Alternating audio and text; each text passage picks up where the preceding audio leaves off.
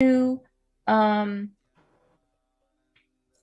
to undo the programming of the matrix world, the Maya. I didn't realize how I was programmed to, Mm-hmm. just give myself over, give my energy over, give my resources over, give my the control of my reality over. And once that block was cleared, I just kept facing everything that Swamiji brought in front of me to have healed and cleared. Never give up. Don't run away. Don't shut down.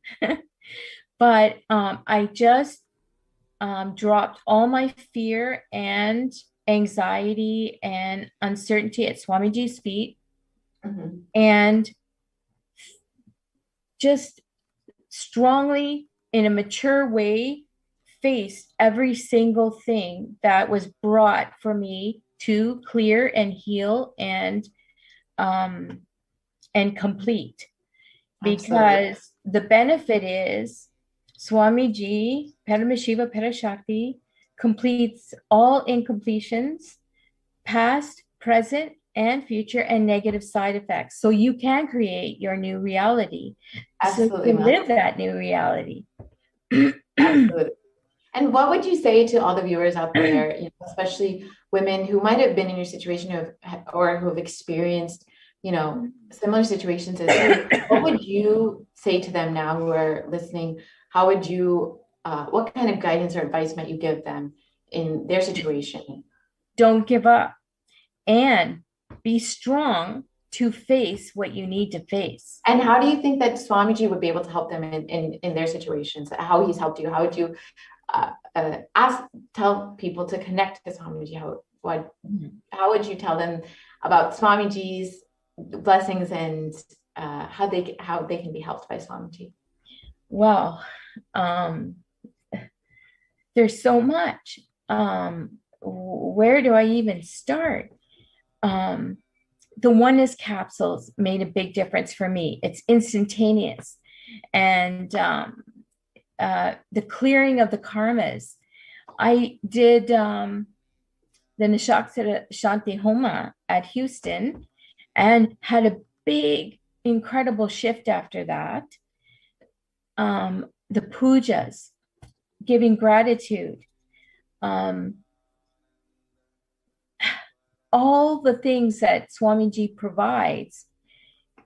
If you just go through the process and stick to it and don't give up, you will transform. You will receive all the blessings, all the healings, all the boons. In fact, I recently was blessed with a, a, a Akashic reading by Devi Mm-hmm. Parashakti, and um, it was maybe like 2 weeks ago. And Uh-huh. all of a sudden on Friday, I had received a couple little boons since then, but I received a big one on Friday. The Wow. One of the boons that Devi Parashakti blessed me for happened on Friday. And Wow, that's everything beautiful. that day was very auspicious. And I just Wow. kept being in oneness with Swamiji and making uh, positive declaration and prayers for blessing as I went through each stage throughout the day to make it Wow. happen. And how And does it make you feel now when you're seeing, Swamiji not just attending to you, but attending to every single being, every single person who is in need of a blessing or healing or a boon or, even just a place to quarantine? How does it make you feel seeing Swamiji attending to every single person, you know, through the Akashic readings, through, opening up the Adinas? How does it make you feel? it's incredible. He makes himself many and that he's with everyone all at the same time. Different degrees, different levels, according to whatever is needed. But Absolutely. It is a real blessing. Even those that are yet to be in oneness with Swamiji, causing enriching them as well. Just giving everything that's needed so that humanity can break through this bondage and receive, enlightenment, which Absolutely. was meant to occur long ago, but is incredible that Swamiji is sacrificing everything to make sure we are all that want to rise up out of the Maya and to be enlightened are in that process of receiving that. Absolutely. And it's like so beautiful to hear your sharing and how you've experienced Swamiji and how he's attended to you exactly how you needed at that time. Every single person, maybe they might not even be interested in spirituality, but how Swamiji is attending exactly every single aspect of their life, every single thing that they need. It's such a beautiful experience, like to hear about, especially, hearing from you from where you came from and to where you are now, taking Apat Sannyas and, deciding to commit your life to Sangha and Swamiji. It's such a beautiful sharing that you've given us today. Thank you, Ma. I really appreciate it. Thank you everyone does in facilitating Swamiji's mission.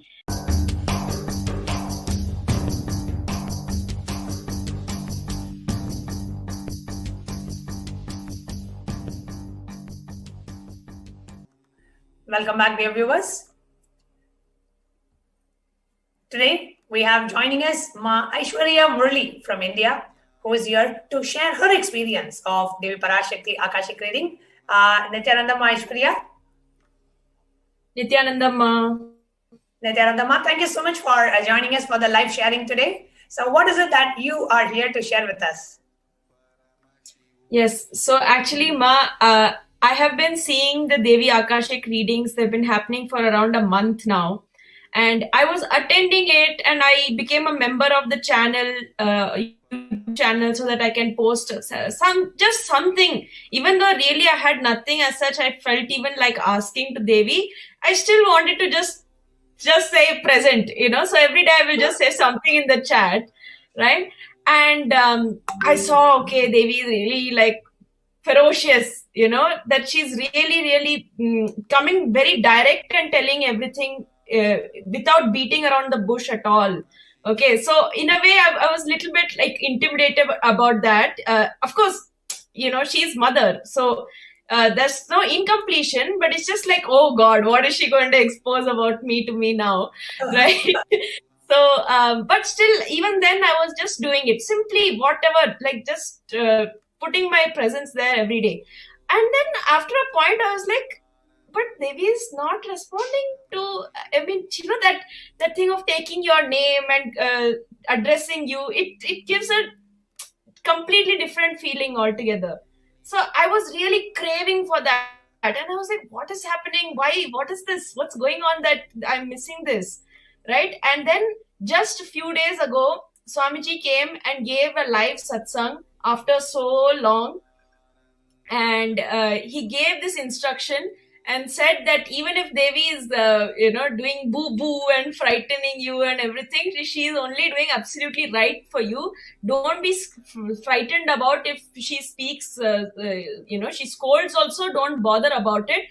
The only thing is she should see you and she should see your message and respond to you. That's what matters. She will sort out what needs to be sorted out, but you just be addressed by her, which is exactly what I also wanted. So Swamiji told this too simple, means baby level simple instruction, saying to keep the betel leaf and betel nut and 1 rupee coin, 1 paisa coin actually he was telling, right? And keep a banana. So very basic tambulam, he's saying just receive Devi ritualistically. Okay. So I said, okay, fine. Obviously, there is this part, which says, how is it connected? I know Swamiji is here. He's literally manifesting in this, in this presence. His presence is here now. This is real, right? That they're meeting at this. It's not like it's a screen and something else like that. But somehow, even then, it was very difficult to really fully comprehend how is this keeping this beetle leaves going to actually connect to Devi giving the response. Anyway, my questions will keep coming. So main thing is you do what Guru says, right? So I ordered it got some beetle leaves. And the next time that I attended the Devi Parashakti Akashic reading, I kept the one small plate. And I just rushed and kept some beetle leaf. I got it from my fridge and kept it. Got some 2 rupee coin and kept it on that plate. That's it. Such a zero level preparation, actually. It wasn't even some big preparation that I did. It was what Guru told, that much only I did. Right? And exactly that day, Devi responded to me. After 1 month, I'm waiting for... After 1 month of me waiting and craving and saying, please, please, please, suddenly the very same day that I did this, she took my name, she responded, she addressed me as I wanted. And basically the idea that she'll say something scary is more scary than whatever she'll say. Because what she'll say is actually very sweet. Like, if you connect with her, she's speaking to your cognition, basically. So it's very intimate conversation she's having at that moment, and it's very direct. And it's like how if your mom talks to you, you won't even have this idea that, oh, she's scolding or she's intimidating and all these big theory words. You'll just be like, yeah, she's telling something, I'm listening, and we're just sitting together and having this moment. It was literally like that. And how did this great blessing happen to me? Because my Guru told, keep beetle leaf. And I just, without listening to my logic, obeyed and just did it and kept it. And immediately, the very same session, that moment, she's answering me. It was such a beautiful happening. If anybody is listening to this, the big takeaway is, more than even how happy and beautiful I felt from Devi answering, genuinely what's more powerful for me is that decision to listen to what Swamiji told, immediately paying off. That's what really struck me. Because obviously for so many years being connected to Swamiji, every time I've listened to him, good has happened to me. This moment is so unique because it happened immediately, like without any time gap. Also, it just immediately happened. So that is what really was the most beautiful part of this whole experience for me. So beautifully shared, actually, Aishwarya. So whenever we listen to Guru Vak, I am doing it just because my Guru is saying. You will just see so many things just happening so auspiciously, immediately things manifesting in your life. Just this one cognition. I am doing it because my Guru told me. Right? Your logic may go with it, may not go with it, whatever, doesn't matter. I am doing it because my Guru told me. Just that one cognition is enough for you to have everything you want in life. And ultimately, Jivan Mukti, ultimately enlightenment itself, just this one cognition. I am doing it because my Guru told me. Very beautiful, Aishwarya. And this is actually one thing that Swamiji has told. For those of you who missed that satsang, just when Swamiji was explaining in the satsang about how to receive Devi Parashakti, Swamiji said, just have a plate with a beetle leaf and a beetle nut and some like 2 banana and a small dakshina, a coin. It can be a 10 paise coin or a $25 coin. Doesn't matter, some coin. And just offer it to Devi. And after the Devi Parashakti Akashic reading is over, you can consume that, keep it separately, so that once it significant amount collects, you can send it to the LA temple as your Dakshina, the temple in Los Angeles. So beautifully shared, Aishwarya. As soon as, see, so many of us are here. And if you're watching this on YouTube, I request you to do comment on the YouTube channel. How many of you are really waiting for Devi to answer your question? You are really waiting. You so much are like every day you come and post question. I just want Devi to call out my name.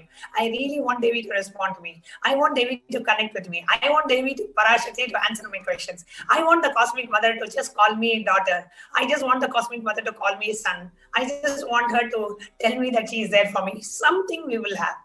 Somewhere we want her to acknowledge our presence.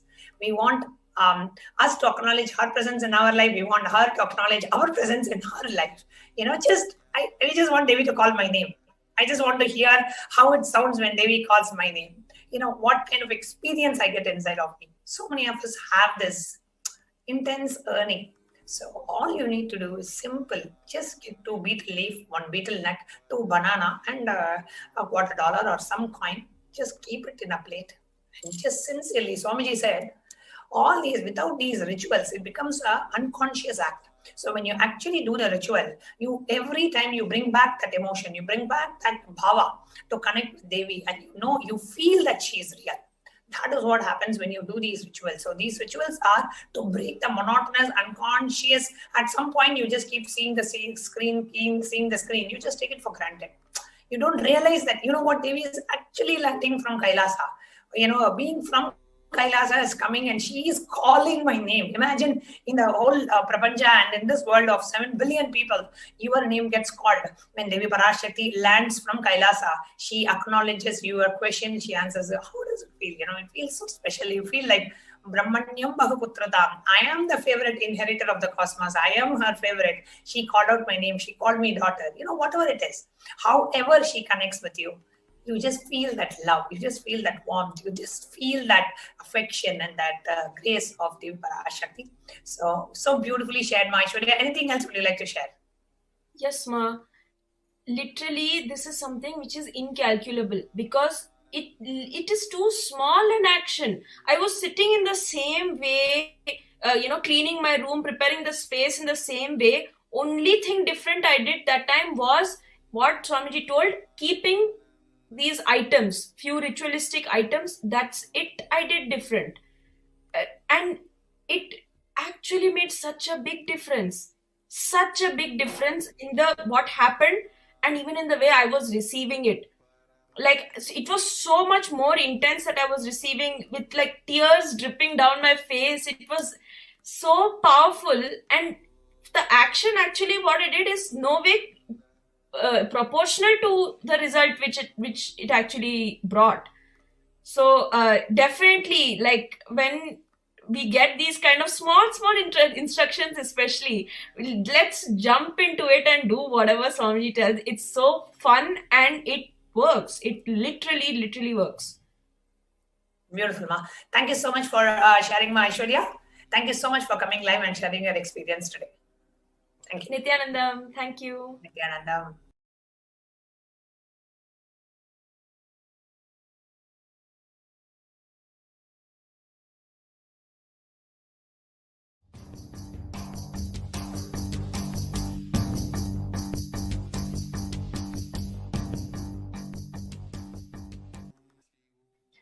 Welcome back, dear viewers.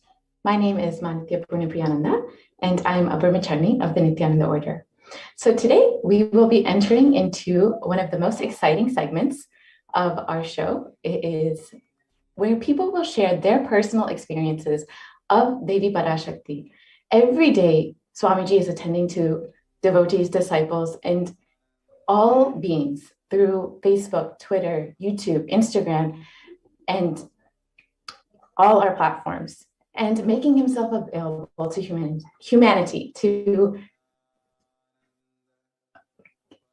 give blessings, boons, and heal every being who is suffering and in need of healing during this pandemic.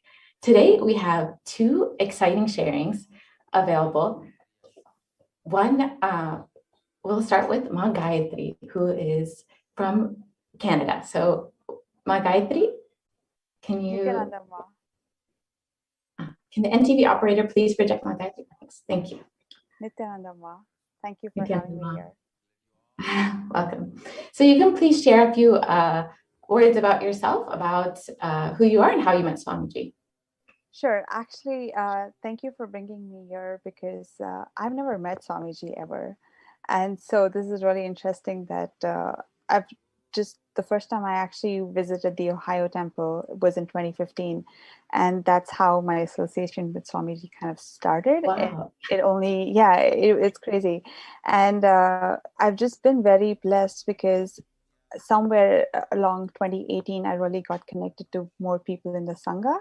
And since then, I've always been connected to people with Swamiji. And I just feel like that connection just grew stronger. And Swamiji has been very, very kind and benevolent that every time I've sort of needed help in life, he's just sent angels my way, and they're all, giving me his teachings and really enriched me and helped me, grow stronger with getting powerful cognitions.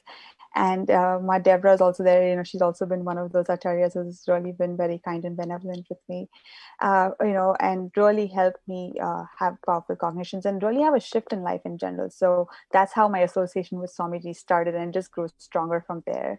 And recently what happened was I saw Devi. First of all, I would like to mention that Swamiji has been so kind. I mean, at a time where, you have countries closing borders, you have everybody sort of shutting their homes. Nobody wants to have anybody in the vicinity. Swamiji has so kindly opened up his entire Adinam to anyone without looking at their gender, caste, creed, nothing. You don't even have to be a devotee, And Swamiji has so generously opened his doors and allowed everybody to come in. And not only just that, he's providing them hospitality, food, Exactly. everything possible. I mean, that at this point, no government is also doing that, So I would just like to share that Swamiji is doing something that's amazing, and it's really incredible. And especially at a time where people are being so hesitant to help each other out, Swamiji is really, really, a beacon of ray of hope for humanity in general. Exactly. Yeah. He is the only hope for humanity. Yeah, and it's incredible that he's making the effort to protect everybody. So I just want to share that. And just to talk about my sharing with the Devi blessings, which is why we're here. It's actually kind of sweet because I did get a tatastu from Devi a couple weeks back.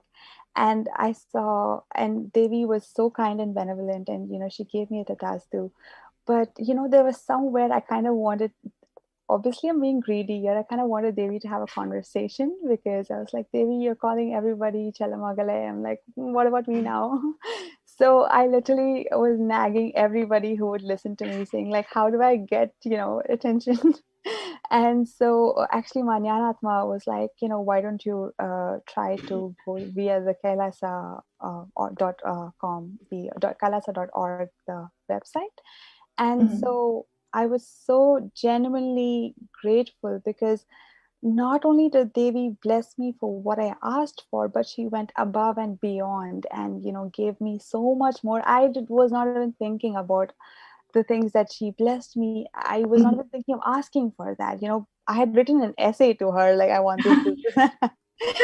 But, she gave me, she knew what my heart wanted. And it was like, literally like someone had just got into my heart, seen everything what I wanted, and just given me the answer that I needed to hear. It was just like someone had read everything that I needed to hear.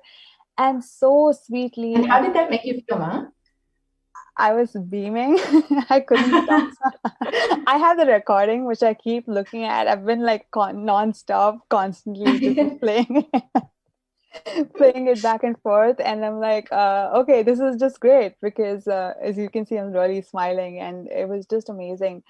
And, it was just such a beautiful blessing. And it was so benevolent, and I was so grateful. And there was just this beam of light and joy that was radiating, and I was just so grateful to even feel that energy. I was exuberant. Because I was like, absolutely. I mean, you can just tell from the way you're speaking and how much you're radiating the excitement and happiness. And peace that you're having. It's so clear from the way you're speaking. So can you share a little bit more about, Devi has attended to you personally in every single aspect, even what was unasked from you. She has attended to you. She has blessed you. She's given you all of the boons and healing that you were looking for without you even realizing it.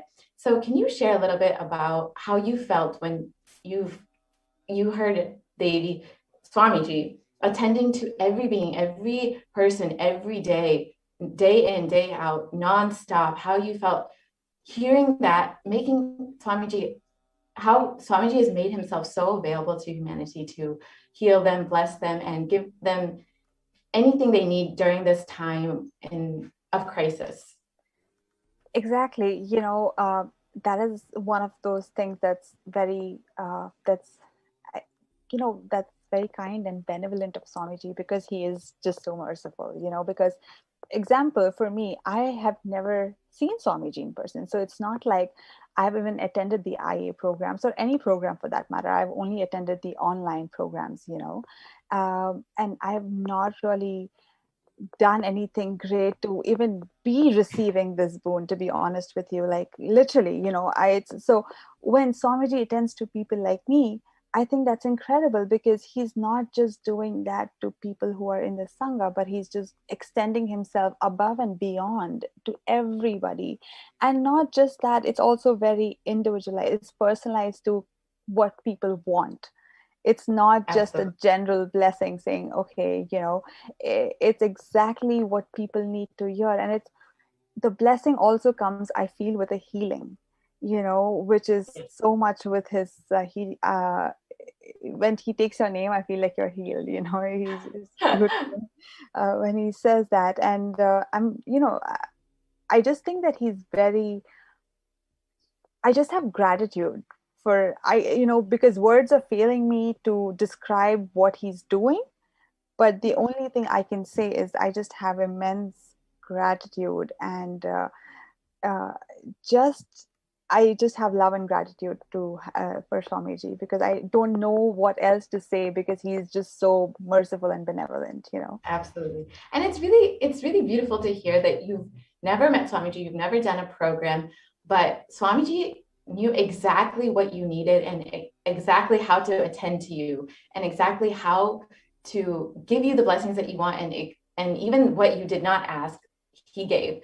And it's such a boon and blessing to have Swamiji in your life, and how he's not doing that just for you, but every single being, every single person who's in need during this crisis, during this time of the pandemic, when no one else, like you said, no one else is there attending to people. Swamiji is not only attending to people physically, but spiritually and emotionally in every single way that they could possibly need. And it's just such a beautiful thing that you've never really actually met Swamiji in person or really done any kind of program. So I know, and I was surprised, because honestly, I was not expecting, because I'm just not in the inner. I was like, wow, Swamiji did, and it's not just this. It's like every time I'm upset or in any sort of need of spiritual help or emotional help, I've always had people come and heal me through Swamiji's teachings. And he's just kind of built a beautiful ecosystem for people to raise each other up. And I feel like for that, I'm very grateful,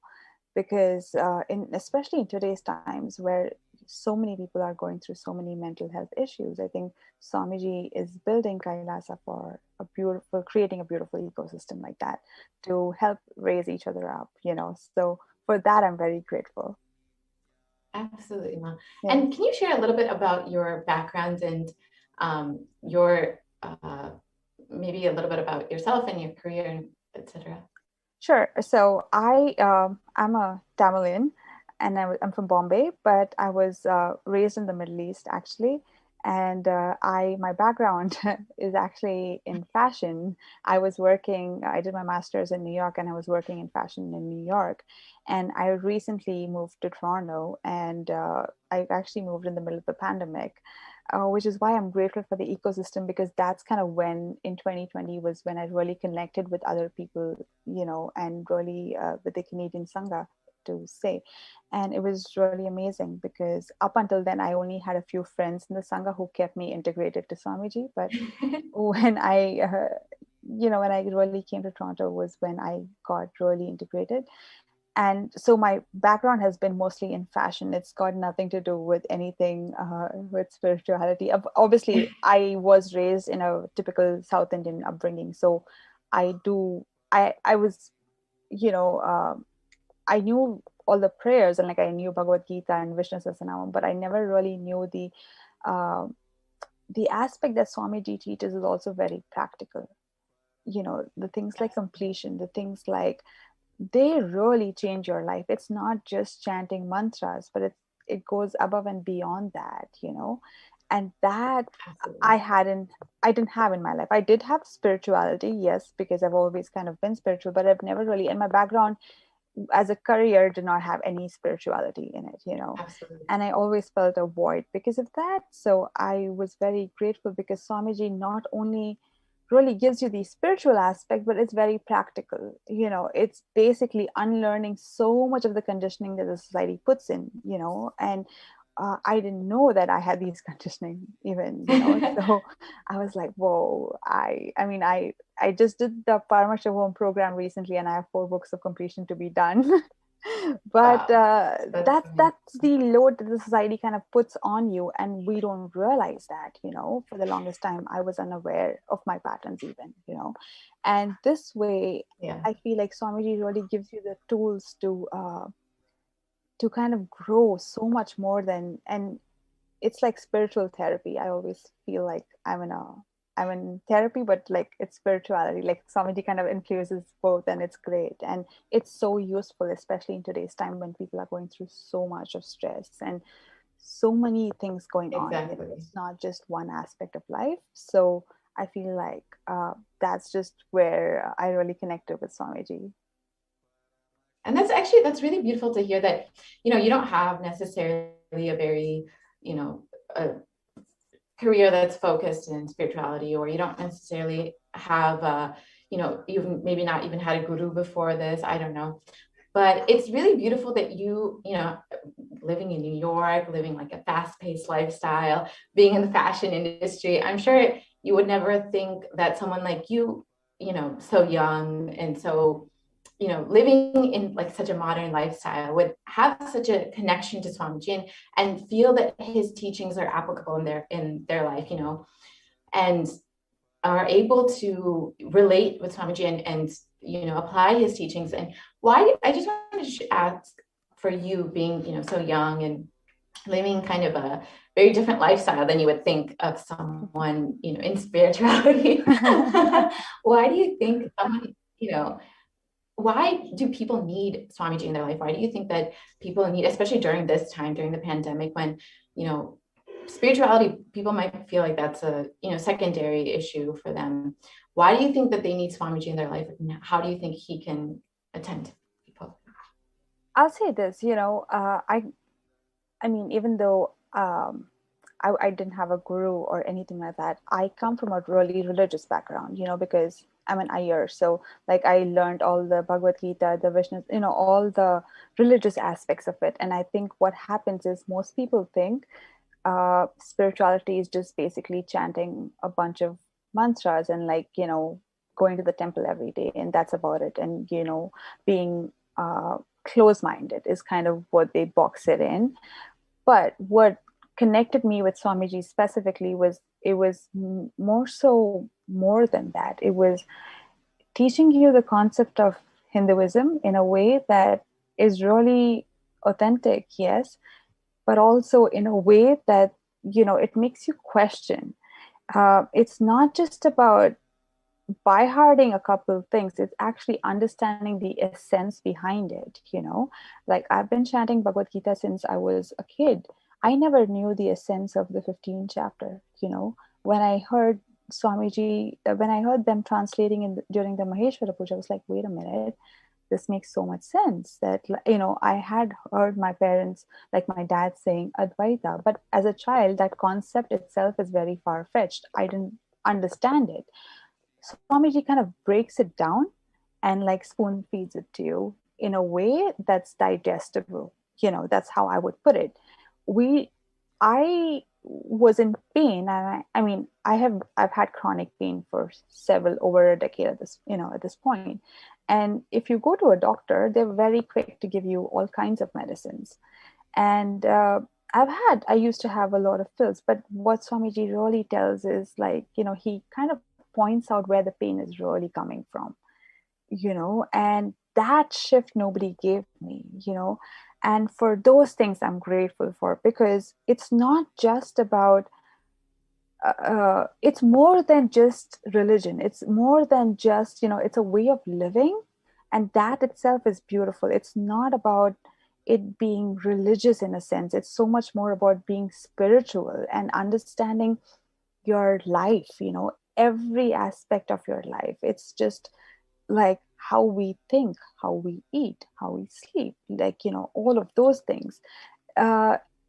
It just helped me. It pointed out a lot of my patterns which were giving me pain. And actually, some of them, I remember the first time in 2018 when I was going through a sort of crisis in some sense. I had a friend from the Sangha. Actually, he's a really good friend now. He was body scanning me, and he was like, "Oh, you have these patterns." And I'm like, "What do you mean I have these patterns? Like, what are you talking about?" Because I didn't know anything about body scanning. And I was like, "What are you talking about?" Because this is just someone I met on Facebook. And I'm like, he's telling me about things that happened to me when I was 6. And I was like, wait a minute, how do you know this? But, it's things like that. And they're so powerful because Swamiji really gives you the tools. It's not just teachings. He gives you the tools for each and everybody to kind of clean out the mess that the society sort of drills into you, and really sort of helps you navigate life on another level and on another level of bliss, I would say. I mean, I think he beautifully guides you through every step of the way, to be able to achieve that. Maya, you're muted. I can't hear you. Maya, you're muted. I can't hear you. Yeah. I was just saying, it's exactly what you're saying. He gives both the theory and the technique to live your entire life. Yeah, exactly. Like completion, Thank you like completion is a great process. I think everybody should be taught of that in school. We don't have that, but we should be taught completion. Yeah. Absolutely. Thank you so much, Ma, for your beautiful sharing. Thank you. I think all the viewers really enjoyed everything you were sharing. So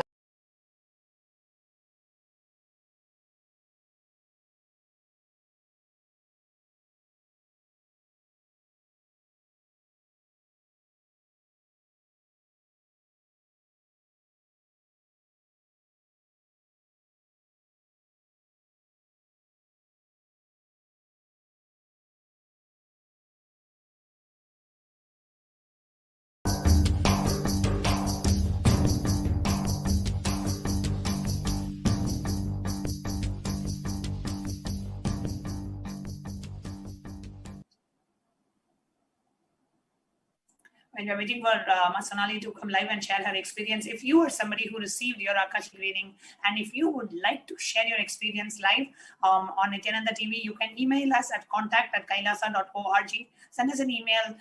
Just give a gist of what was your experience, and then we will be more than happy to have you join the live panel. Okay, now today we have Sonali Gupta. Nithyanandam, Sonali. Nithyanandam Ma, thank you for having me here. It's my pleasure to share my experience about what changes and transformation Devi has brought in my life. And before I go into the experience I had from the recent Akashic readings, I want to share that Devi has been like a very transformative force. Like she's always been someone that I connect to so deeply that, I have done completions and I've done so many things, but with Devi, like with her grace, it just opens like floodgates. So before I share what happened recently, right, like last year, during one of the Paramashivoham programs, during a Devi Darshan, I was intensely praying to her, and she gave me courage. And I thought, like, there's one thing that I've been putting off on was to kind of become a Sarvanyapita Yajaman. And I pledged during that darshan that, I will make it happen. Like I'll just do everything possible to make that happen. And within 15 days of that, I worked through my incompletions, they surfaced, but I kind of took the jump within 15 days of that darshan, and I actually made a jump into Sarvanyapita Yajaman. And of course, that was a great blessing, right? Not to say like, Devi definitely blessed with a lot more than what I could offer. It's her grace and compassion is so good. And very recently, during these Akashic readings, I had submitted my questions, but like everyone else, I wasn't sure if Devi was going to answer and if she's ever going to answer my prayer. But I was just tuning on to the session, listening, and I'd submitted my questions a few days ago, not even on that day, but it was my birthday on 28th of April, and as soon as Devi kind of said the first few sentences, I heard my name as the very first name. And just hearing that, I of course did not understand the language, but just hearing my name and the energy, it was like I knew something was shifted, like it was just something was taken care of. And I did not know what Devi said, but it was amazing. And I was just absorbing that and just trying to figure out like what that meant and what was this shift. And I was just totally enjoying that space. And then the very next day, when the Akashic readings happened again, the readings had started and I just posted my question casually. I wasn't even at that point, I thought, I'm probably already late. But Devi again, within a minute, she answered me again. And she gave me this very beautiful blessing of saying, I'll reside in you as Alam Vellar Siddha. And that just took me to another level. I've always thought that, Guru Bhakti and connection and what that means. But with that blessing, I just felt like this new dimension of me open up. I almost feel like I can experience what Guru Bhakti is. I actually kind of know from a different plane altogether what that connection is. And it's beautiful. I'm just enjoying that space. And now I'm looking to, of course, there are many things we always ask for boons and all, but the space is kind of such that I know that whatever I ask for or whatever I have, like her compassion is so much that she can actually grant anything. And that's something I wanted to share with everyone. So beautifully summarized, Sonali. And Sonali, actually, first of all, wanted to thank you for contributing and supporting Kailasa as a Sarvanyapita Yajaman. And what aspect of you, like what is it that you really connected with in Kailasa and Swamiji's mission that made you take this jump to contribute towards this divine cause? What was that in you specifically that made you decide, yes, I need to become a Sarvanyapita Yajaman, I need to support and I need to contribute to this divine cause? Yeah, I think the very, very first thing that kind of clicked with me was when I attended my IA in December 2016. That was my very first connection where I really kind of met Swamiji and attended a full 21-day program with him. At that time, there was a full day on, how Swamiji has been contributing towards Sanatana Hindu Dharma and everything that he's been trying to do. And the fact that, he mentioned that he's just here to make a statement to the world that Sanatana Hindu Dharma is real. I think that one sentence struck me and that just stuck with me forever. And I always wanted to stand up for his mission and do something in whatever small way we can, right?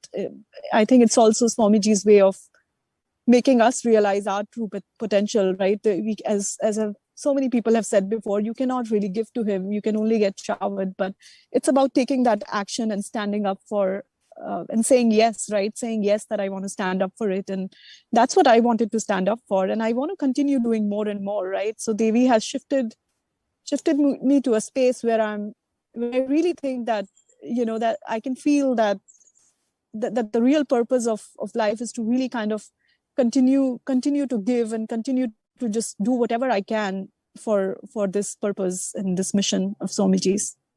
So beautifully shared, Sonali. Thank you so much for coming live and sharing. And let me ask Ma Pranaprema if you would like to have ask Sonali anything.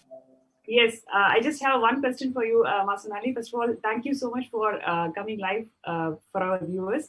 And I just wanted to know, what was the space shift that you had after you became a Sarvanyapita Yajaman, what was your cognition shift that you had about wealth and abundance? Because it's not like everybody has that wealth ready-made to offer it. It is the space that you carry. And with Swamiji's blessings, once you create the space, he manifests through us. So what would you like to tell our viewers? What was the space shift that you had when you manifested Sarvanyapita Yajaman? Yeah. So for me, the biggest space shift was from being this person who was kind of insecure and trying to hold on to the wealth, thinking that it will be used for something, and kind of having that insecurity or fear inside me that would prevent me from taking that jump, and this fear of being judged, and fear of what will people think, and am I crazy, like with that, from moving from that fear to actually moving to a space where I am, where I don't really, where wealth happens, but I don't feel very attached to it. I think that has been the biggest shift for me. I don't have to worry about wealth. I don't have to think about it. It's just another thing in my life. It's not something that I worry or fear about. Amazing. Thank you so much, Ma. Thank you so much for joining the show today. It was really inspiring how you are holding Swamiji and his mission and how you're supporting it. Really, thank you so much. Thank you so much for having me, Ma. Thank you, Sonali.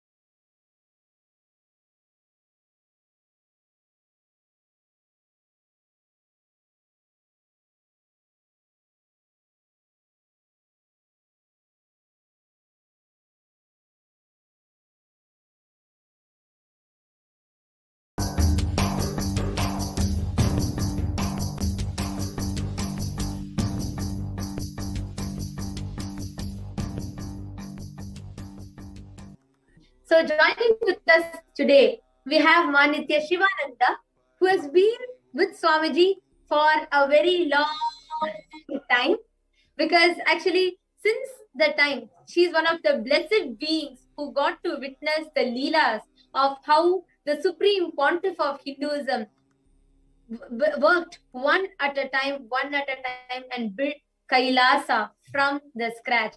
And she is one of those blessed beings who got to be there, live around Swamiji, personally see the hard work that Swamiji put in, personally first-hand experience of witnessing all the Leelas, all the hard work and everything Swamiji put in, all the tyaga, the sacrifices that Swamiji put in to build Kailasa. And she is the Mahant of Kailasa in Ohio. And she's here joining with us today to share her experience of Devi Parashakti's Akashic reading and her experience with Swamiji.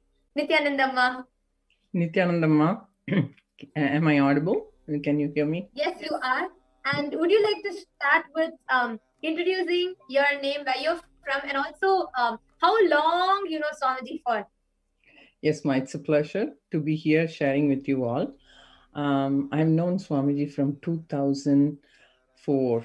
And it's not a long time. For me, it's like a lifetime, So such a pleasure journey. And it's practically experiencing the living enlightenment. That's how I feel.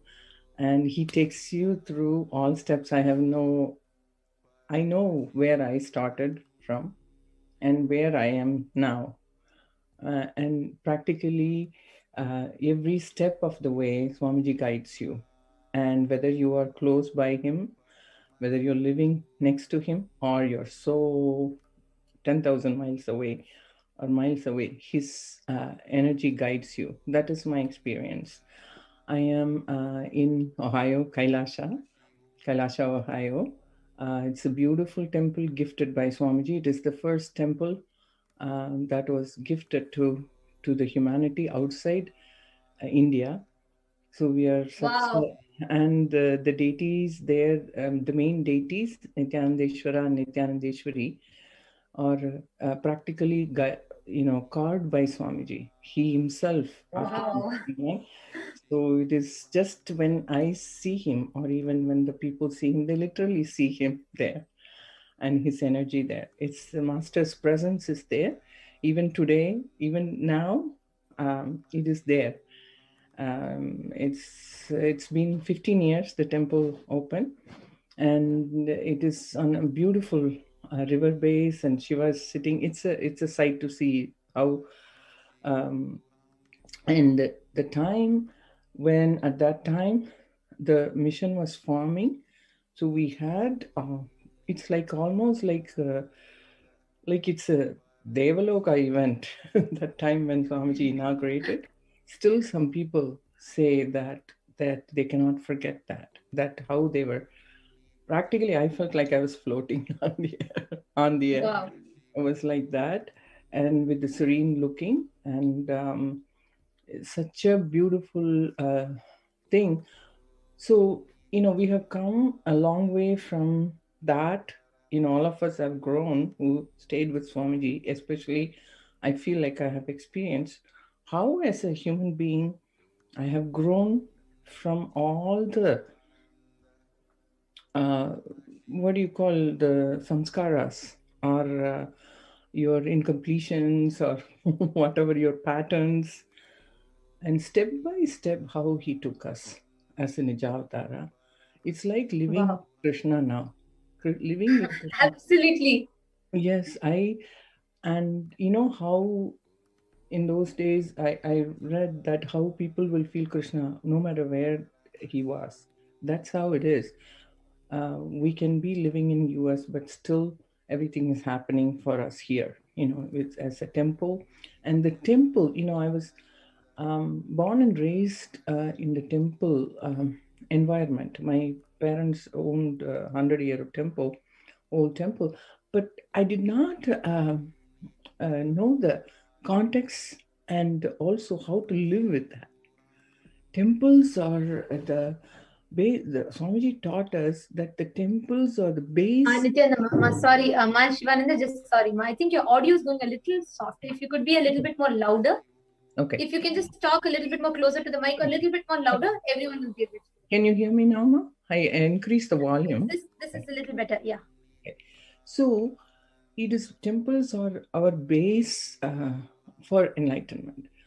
When we go to the temple, we feel that we are living with the living entities. Deities were just when I used to go to the temple, I go and pray and come back. But not now like that. They're just living entities. It's only Swamiji taught us that. All that. And now it is Akashic reading. Swamiji has Devi, and he is answering all questions. Ma, what else do we want in this life? Right? Wow. True. Telling us what to do. How can I lead my life? And he gives you the strength to go through. And a lot of people, especially in the coronavirus time. And he took us through last year. The whole virus time, we didn't even know how it went. 3 months lockdown, nobody knew how it went. Sitting in front of the computer, he took us through some process with Paramashivoham. So now it is the Akashic reading, and he's giving us solutions to what is happening. Devi is such a compassionate being. Recently, I want to share one thing. See, we have a small volunteer group here and maintaining the temple, and we have devotees, but the volunteer group is a smaller group. And then we have huge devotee, the deities coming to the temple.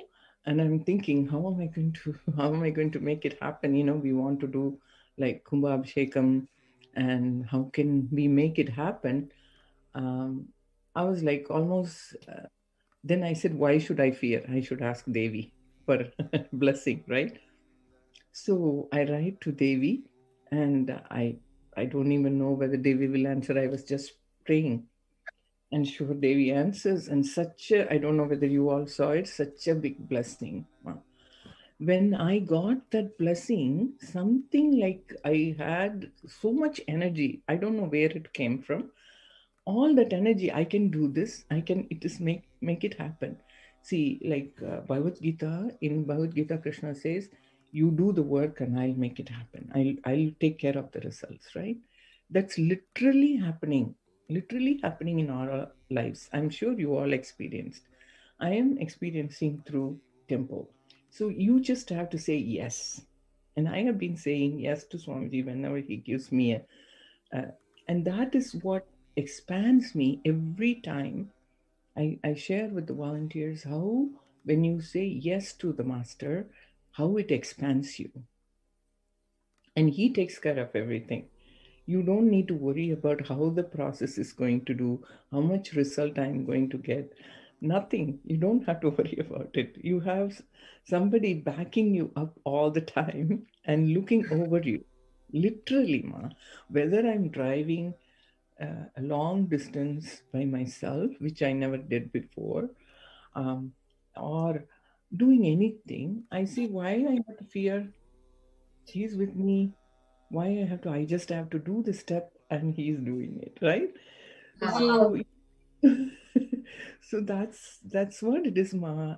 Basically, that's all I can express because it's a journey of And I'm not saying there is no difficulties or anything. Difficulties come, but absolutely, ma. Actually, ma, Shivananda, ma, actually, you being in the US and when you're seeing how this, like how even for this level, even when you drive your car at that speed, you don't have a fear because you know he's there with you.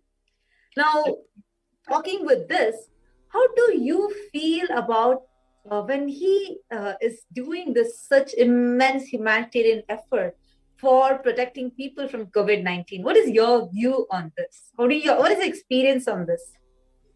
See, ma, the experience is, the mother, how the Prakriti, mother, Parashakti, is, she has created this and she is coming in his form to warn us and to tell us how to save ourselves.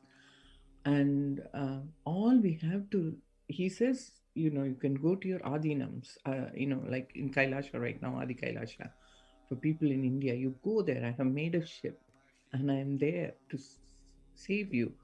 And in our logical mind, ma, lot of times our logic comes in and says that, oh, this all is not real. But we are stuck in Maya, right? And we won't even realize the danger. And here is Parashakti Devi telling us what we should do, what is the next step we should take. And but I think the people are covered by Maya so much. Even Devi comes in her own form. We are not realizing it. See, the mind comes in. Like, I was thinking, even for me, like this much I have gone and learned about everything with Swamiji. Is still a lot more learning. It's only a little bit I have learned. But even in that, the mind comes in. See, like when when I'm given a job to do, I feel like, oh my God, how am I going to do? The first thing is the mind. And then you have to overcome it. Mind or the master, Swamiji said. Mind always takes over. And Swamiji says mind is like Saguni. He will pose it as your friend, but he will destroy you. But that is how we are stuck in this ma. So for us to realize this, Devi is with us. The Maya has to be removed from us. So we only can pray to her to move that because she only can take away the Maya also. I feel any time when I feel anything, I feel, oh God, please take that away from me. I just need to be in oneness with you, with the consciousness.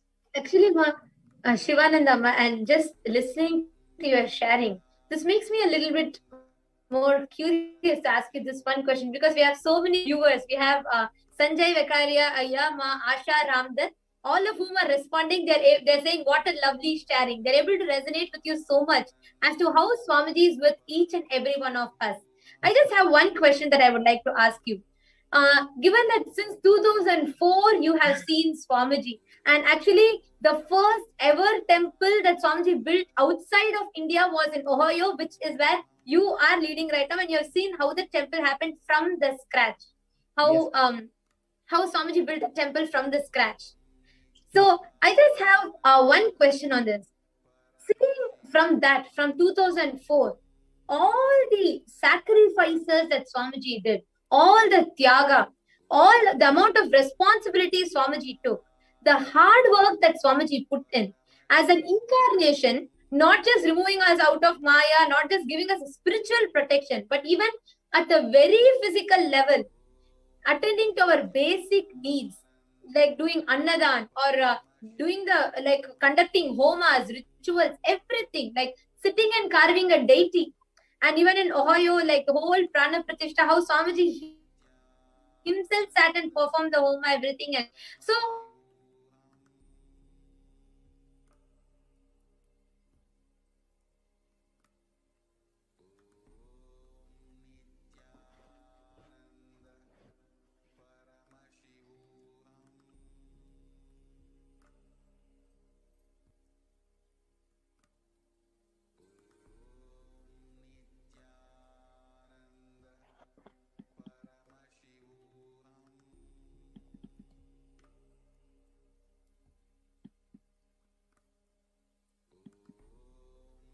first ever temple that Swamiji built outside of India was in Ohio, which is where you are living right now, and you're seeing how the temple happened from the scratch.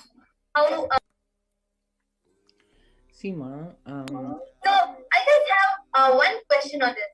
yes. From that, from 2004, all the sacrifices that Swamiji did, all the tyaga, all the amount of responsibility Swamiji took, the hard work that Swamiji put in as an incarnation, not just removing us out of Maya, not just giving us a spiritual protection, but even at a very physical level, attending to our basic needs, like doing annadan or doing the like conducting homas, rituals, everything, like sitting and carving a deity.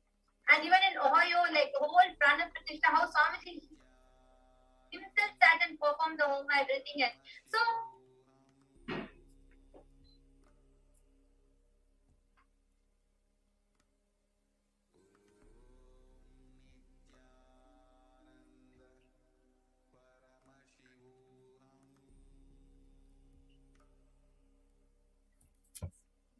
yes, sorry for the technical glitch. Looks like our audio broke up in between. Yes, Ma Shivananda, you can go ahead and now share, Ma.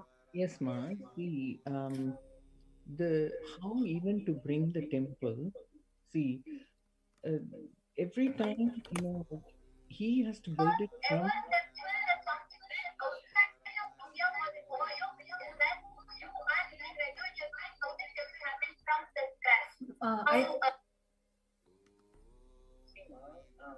So I just have one question on this. Yes. From that, from 2004, all the sacrifices that Swami It's being repeated, I think now.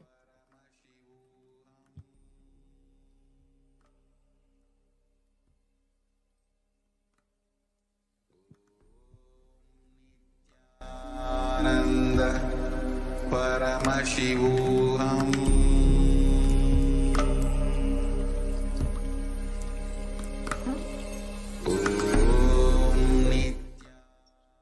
We really apologize for this technical glitch. Hope our audio is clearer now. I think there was a loop, like whatever we said was repeating. We apologize for this technical glitch. Sorry, Ma Shivananda. Really apologizing, Ma.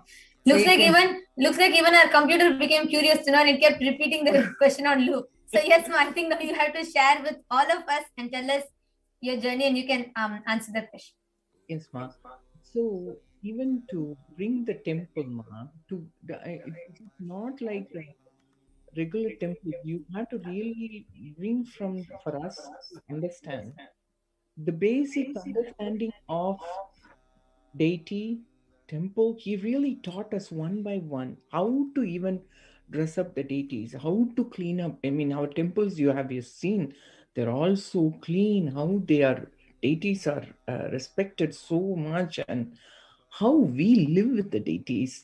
So even though that science he had to teach us, and he traveled so much, Ma, so much. I can't believe how much he traveled to really pick the people and make them understand and to be par. It sometimes, if I think back, Ma, how much patience he had to teach us all this.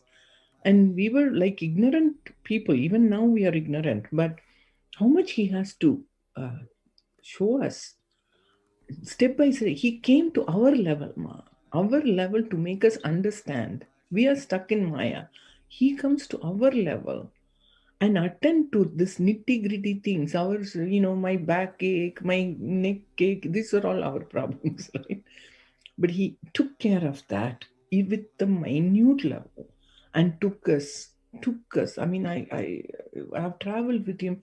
Even everywhere he will teach us awareness. And he will, he'll say, I have to, how he guides us, and how he inspires us. Only totally his inspiration, Ma, that is keeping me going every time. I don't see anything as a problem. I only see as a solution. Everything. How he has his hard work. And anytime I say I'm working a lot and I feel, no, I'm not even working a minute amount what Swamiji does. I'm like little ant while he's like a big elephant or more. Right? I'm not even doing that. And I'm sure all of you feel that. Where is our work? Nothing compared to him. And how he has to work with our stupid minds. Sorry to use the word, but it is, our mind is so powerful, and he has to bring us back sometime and attend to it, the silly things, and how he has raised us, each individual. Now he has millions of followers. At that time, he raised, handful of people. But look at now, he has millions of followers, and he's raising them. He's showing them that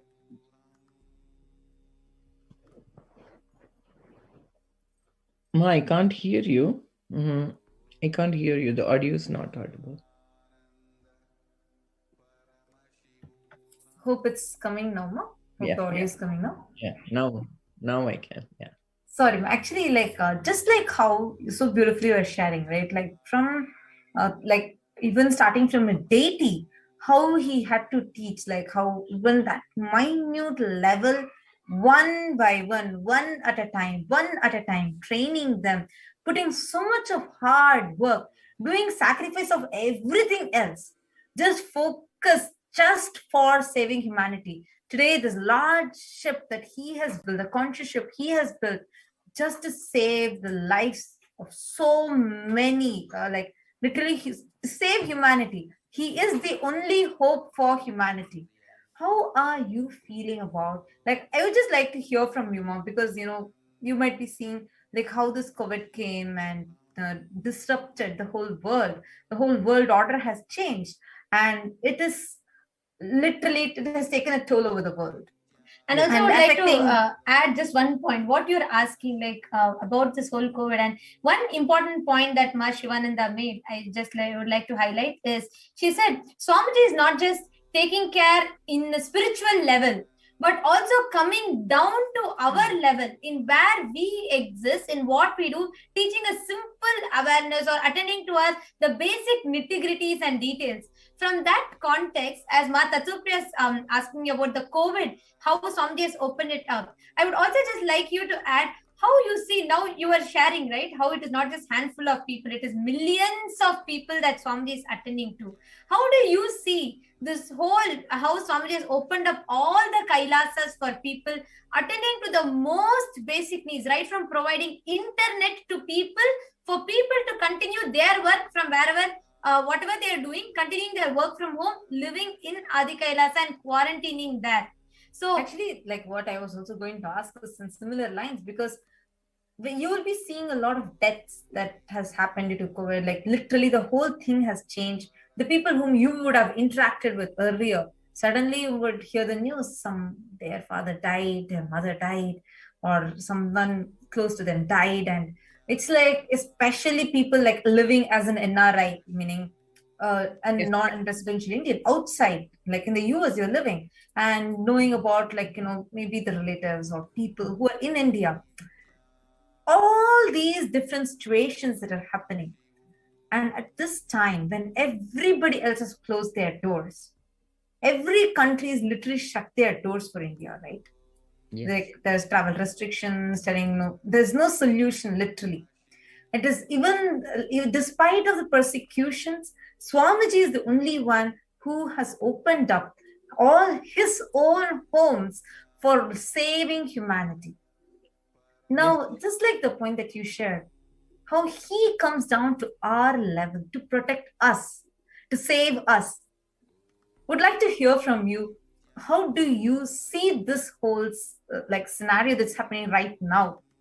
One side, the deaths that are happening, the other side, the avatar coming down to save us. He's opening the doors of his home. I would like to hear from you, Ma. See, Ma, when you're living so far away from your families, and you are first thing is fear. Fear will come. And look at how Swamiji opened this Parashakti reading. So he has done Kalabhairava reading for us. He has all the Nijavatara readings, Venkateshwara and everything. So now he is, as Parashakti, he is feeling us like that. I am there to protect, because she's the mother, Amma, even, I feel like she's my mother, like she's protecting me. I don't have to worry about it. I just, that compassion when people are fear stricken, how every day she gives darshan to people, and how people are, able to. I don't think any of his devotees have any fear, I feel, because they are protected by his womb, I would say, like he says, my devotees never perish. Not only his devotees, he's opened, how you all know, like last year itself, he said that prepare Adi Kailash for this. Exactly. All the farming and procurement of food, how much he, as only a mother can think about all that, to protect her children, how rice is procured, how vegetable is procured. He, to that nitty-gritty level of this human body, what it needs. I mean, we can all say, oh, it is pralaya, it can be done, what is this life, next life, you can take like all that, people, but not like that. Now we need to live, we need to get enlightenment in this life. And what are we here for in this human body? He makes us understand how it is important to see. When COVID was starting, Swami said, go by the law of the land. First thing he said, law of the land to all of us. Whatever they say, don't go outside. See, he's Parashakti, he can say, oh, I can protect you, you can all go anywhere. No, he told us to be following integrity, authenticity. Then you follow the law of the land. I am there to protect you. So he is, Nijavatar means he is really taking care of it every moment for the whole world, where you are. Not everybody can travel. So he has established Kailashas all over, like Ohio, Kailasa, Los Angeles. And so wherever it is, you are going there, you can go there and get protection, Not only that, in Adi Kailasha, he has prepared 1 year before, thinking. Exactly, ma. That's actually that's a beautiful point that you highlighted, because 1 year before itself, he started. Actually, if you remember, ma, the whole Vaidya Sarovar, as how they will be 12 years before he started it, prepared the alchemy product. That's something like really amazing. And even now, see, okay, the whole, so many people attacked from that country, like so much persecution had happened, so many assassination attempts had happened. Can't, yes, absolutely, like just for to saving humanity, despite of the persecution, despite of the attacks, he still saves people. He still opens his house, all his houses, his own homes, where he was driven out. It's from his own home, and he's giving protection there for everybody. Exactly, Ma. Exactly. And like as you said, no words can describe this divine compassion. Parashakti herself is coming, and people who want to experience that should ask Amma. See, when I was asking the question to Amma, I was feeling, I don't know whether I'm wasting her time. I don't know, but I just asked just for a blessing for the temple events to go good. And such a big blessing, Ma, I was experiencing. Oh my God, overwhelmed. The compassion of the mother. Swamiji will say as a master, if you take a few steps, I'll take 1,000 steps towards you. You take 2 steps towards me, I will take. So that's how I felt, man, that day. Wow. What do you do? You take shower you with this. That is what the compassion of the master. I can only get tears when I feel gratitude towards him. That's nothing else, ma. Just so much gratitude I have for Wow. Thank you so much. Actually, it is so beautiful just listening to this. And we have so many viewers on YouTube who are commenting that how much they're able to connect to what you are sharing. We have even Sanjay Vekaria here who had actually commented saying, like how you are saying, Krishna was available and how Krishna made himself, manifested himself to attend to 111 Gopika and each one. Like that, now somebody is making himself available to attend to all of us. Each and the millions of us that are connecting to him. It was such a beautiful sharing. Thank you so much, Ma Shivananda. Thank you so much for your time. And thank you so much for coming here to share your experience with Swamiji. For giving this opportunity, Swamiji, and you guys for giving me this opportunity to share my beautiful sharing. Thank you, Ma. Thank you, Ma. Nithyanandam. Nithyanandam.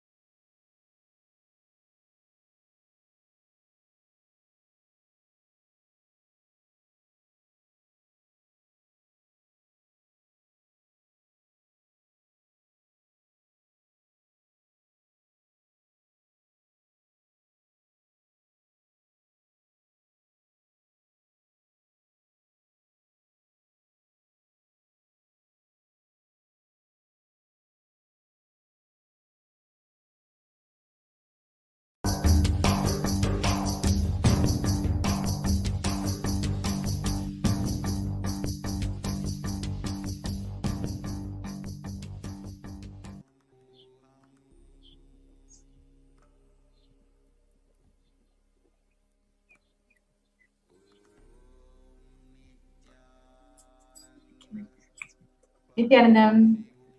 Nithyanandam. Sorry for the technical glitch. Nithyanandam, welcome to Nithyananda TV. Nithyanandam, thank you so much for having me. It's such a blessing and an honor. Sure.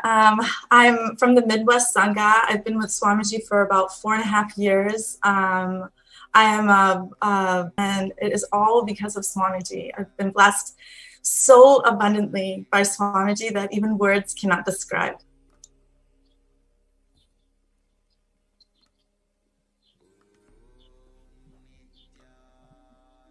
That's wonderful, Ma. And can you share, I'm sorry, I missed what you had said.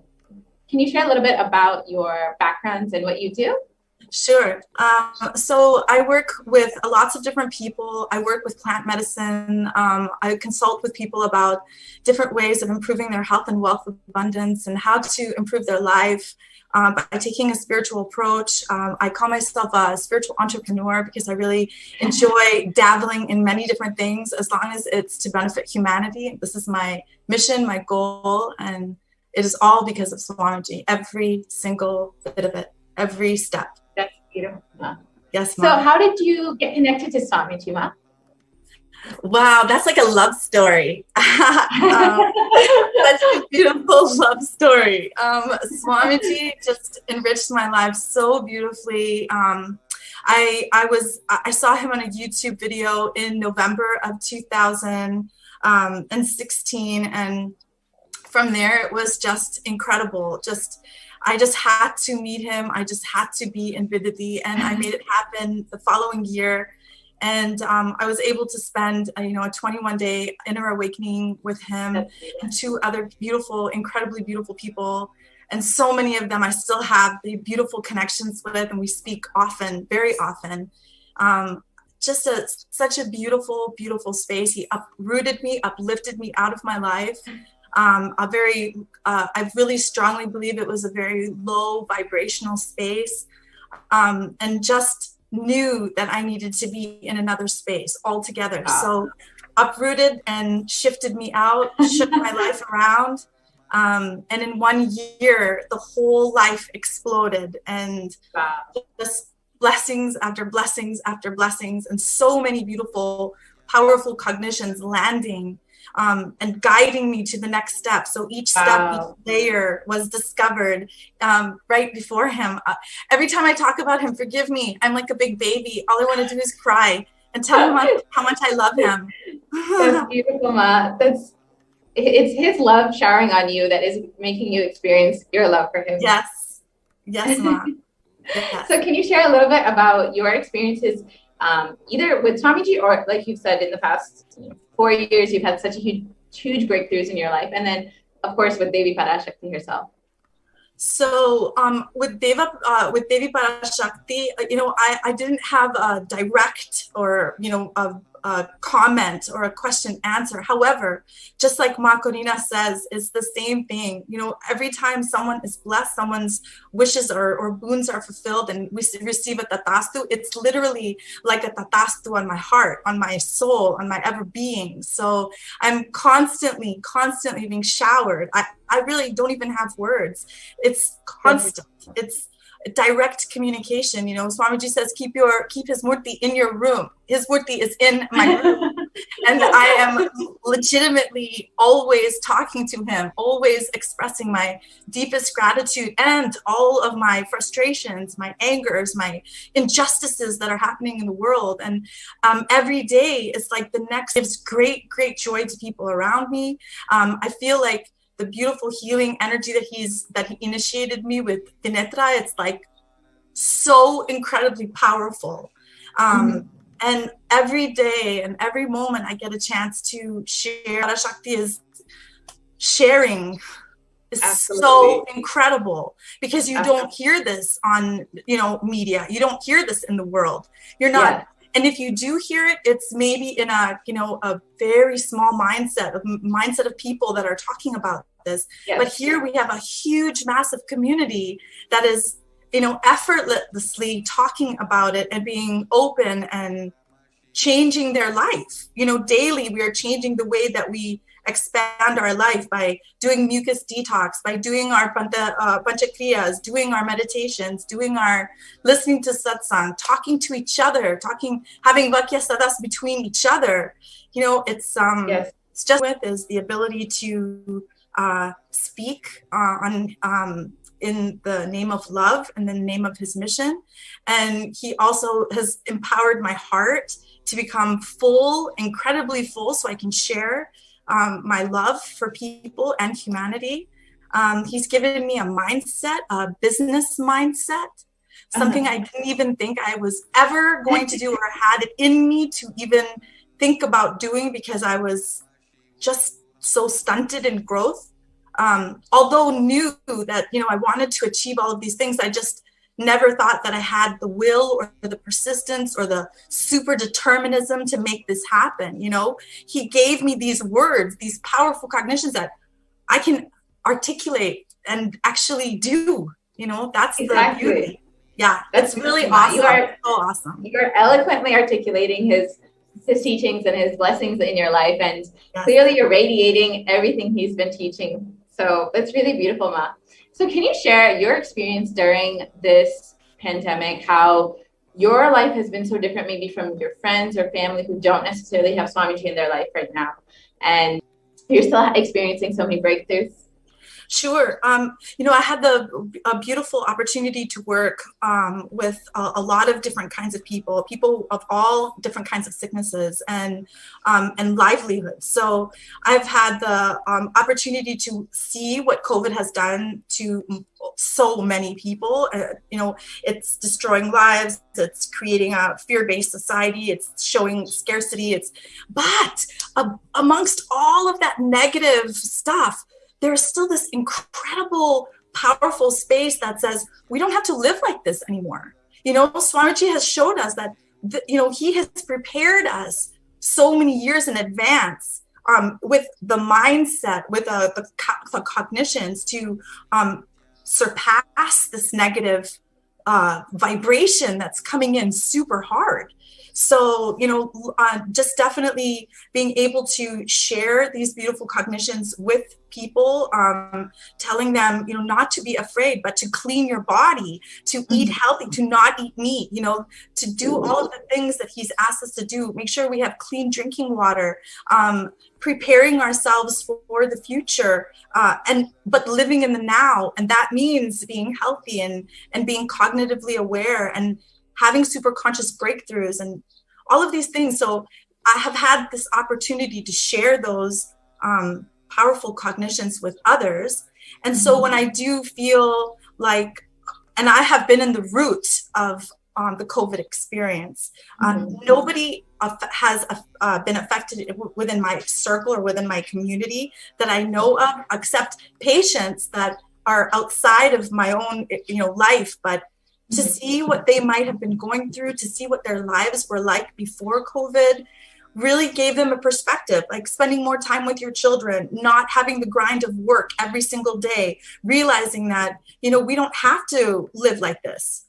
There's no, we can absolutely come beyond that, rise above that, and live and become spiritual. And spiritual doesn't mean necessarily, you know, to, you know, meditate and all this, is to be cognitively aware. And that's all of these beautiful deities that come to us to give us darshan, you know, these are reflections of us, so we can take on the role, the phase of them. I just love Swamiji so much.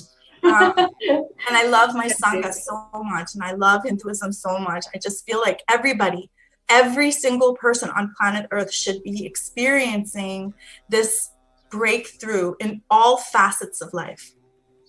That's beautiful, Ma. And what would you like to share with, you know, what would you share with them about having Swamiji in your life, especially during this global pandemic where people are living in so much of fear, how you've experienced, you know, a state beyond all of this and just having continuous breakthroughs? So what I would say to someone just looking in, you know, it's so important to know that you are loved. You are loved beyond your even wildest imagination. You are so loved by Cosmos. You're so loved by the Divine Mother. I'm not really, going into a personal aspect of, just having a relationship with my own mother. Don't really have a relationship with my own mother. So there's many things that I think in my life that attributed to some of my incompletions, but for real, to be like just in her presence and watching her face is literally like your mom's hand on your head, or dabaing you on your lap, or it's like giving you so much love, like just for my own children too, always letting them know in the gentle, beautiful, graceful demeanor Swamiji speaks to us and Deva Parashakti speaks to us.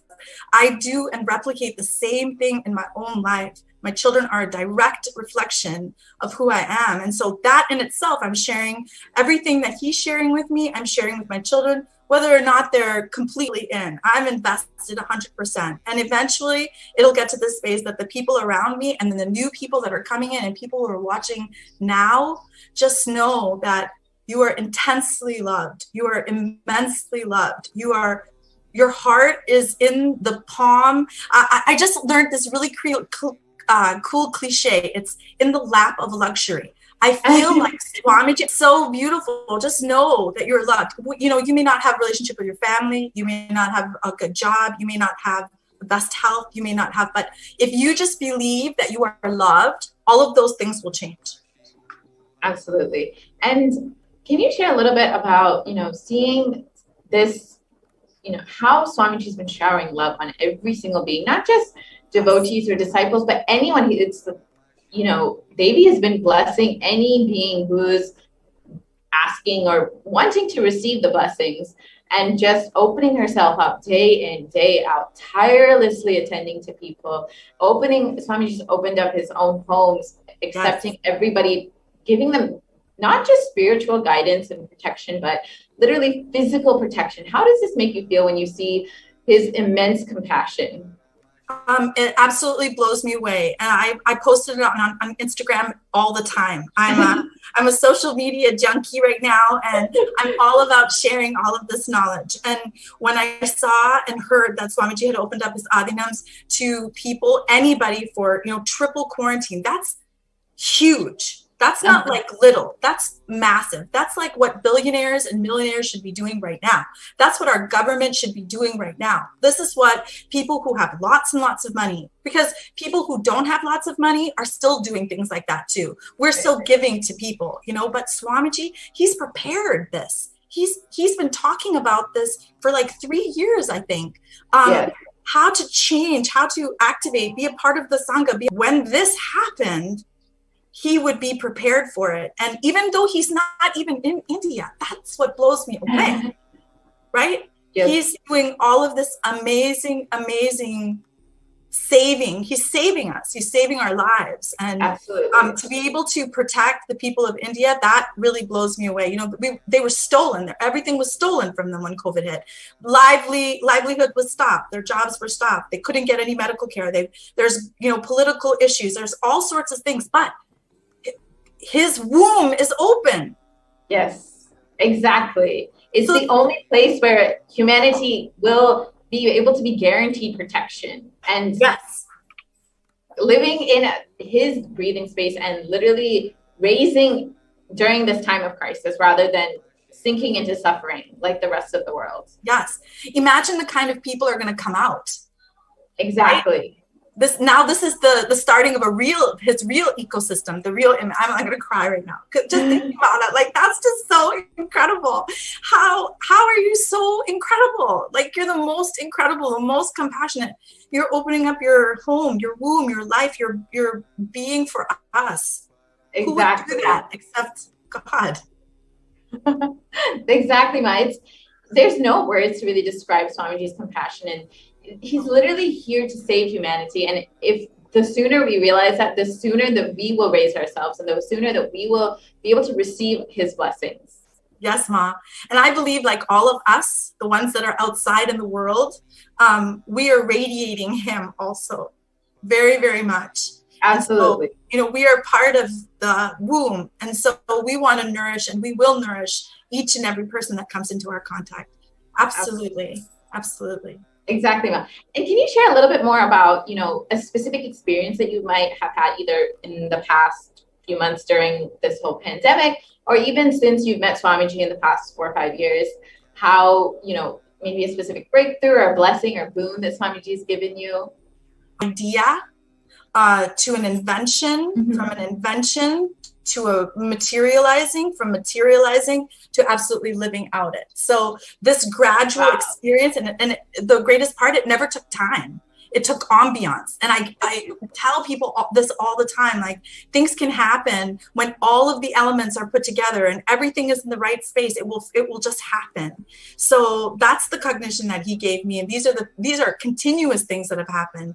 A new job, a new idea that raised out of that. Then now I resigned from my company that I used to work with for, you know, literally 4 years. The moment that he came into my life, I was introduced to a new company. I had a new breakthrough. I was able to do so many of the things that I've always dreamed about doing. Not even just, honestly, I didn't even dream about some of these things. These were things that he just implanted in me, like, you can do this. Yeah, you can do this. Yeah, you can do this. You can do this. You can do this. You can do this. You can do this. You can do this. And it was just constant, and deeper and deeper and deeper I've gone. And it may at some moments felt scary, but now it doesn't feel that way. Now I feel like, oh, I know when it's about to happen. You know, so like my energy level is super high. I don't sleep for a little while. All of a sudden, it's this beautiful breakthrough. So I just resigned from a beautiful company that I worked for, and created a beautiful ambiance based on Swamiji completely. And then went into another opportunity, just recently opened up my own business. I'm sharing living water with the world. That in itself is blowing me away, because I was introduced to this water through my Sangha.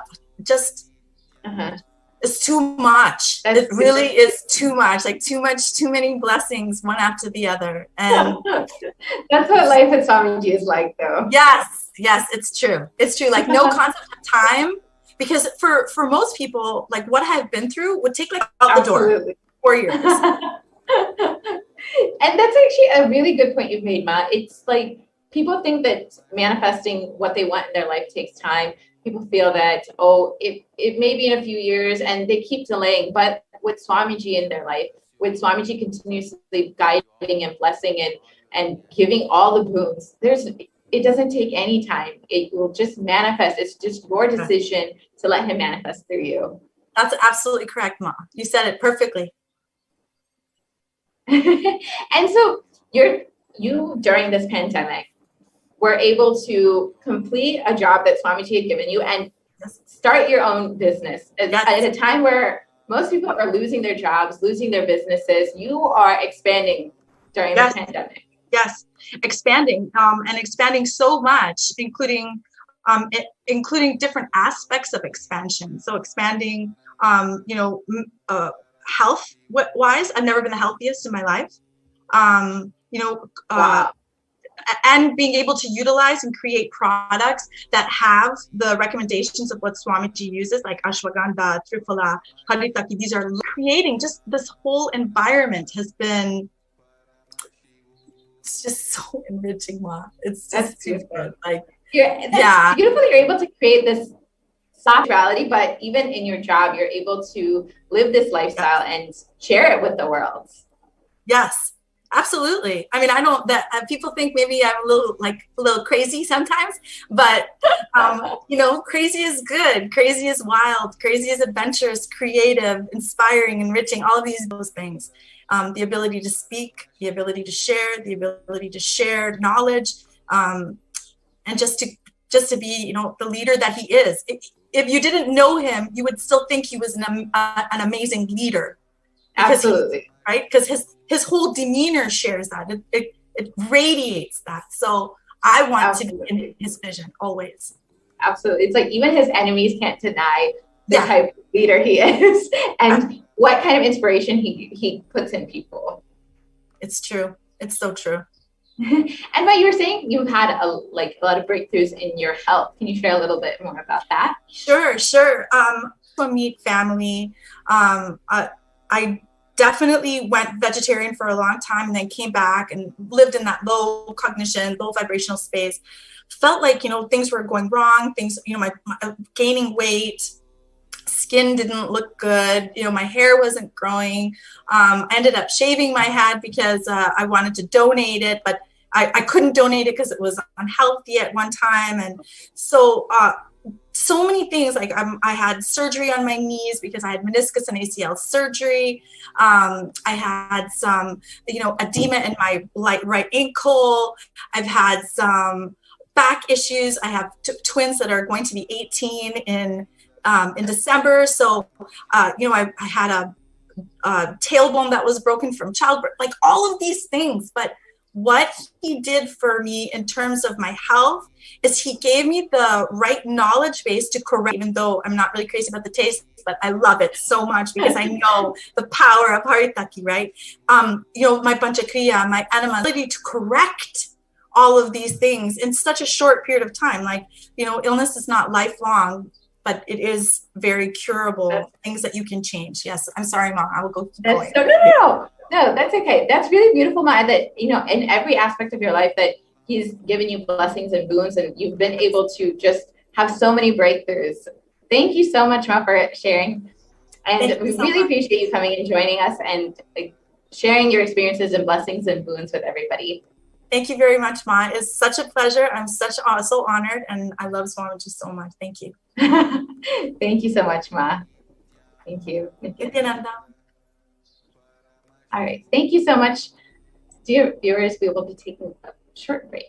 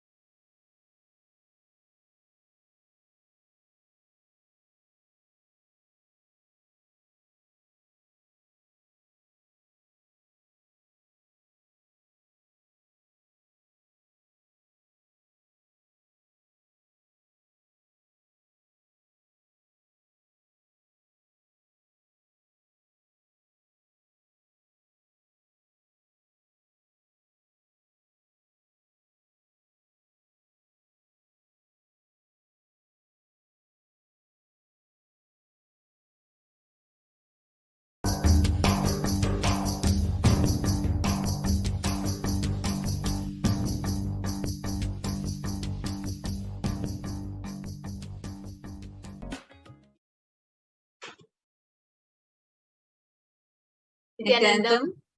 Welcome back, dear viewers. And just after this short break, and we all of us just listened to a very beautiful segment on how the avatar, at this time of the pandemic, has extended his own inner space, his own homes, as the Kailasas, just to protect people from the pandemic, from the pralaya.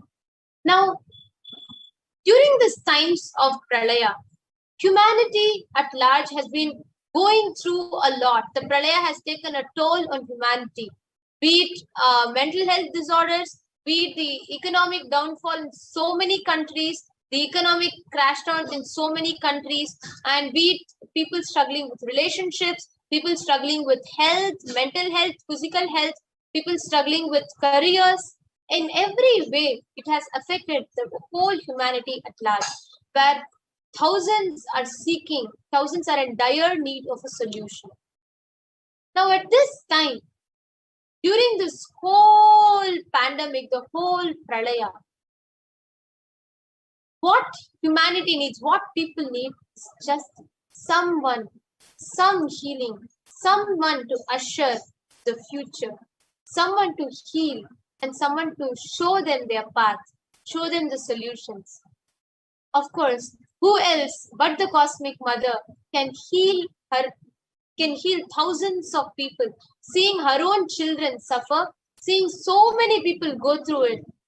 As the avatar, the supreme pontiff of Hinduism took it upon himself, manifesting the divine Cosmic Mother to attend to each and every one of us every day, tirelessly sitting and attending to people asking questions about their past, present, future, people asking guidances about their career, their path, their lifestyle, their choices, people asking questions and blessings for their whole economic growth, people asking questions for them to be able to manifest desires,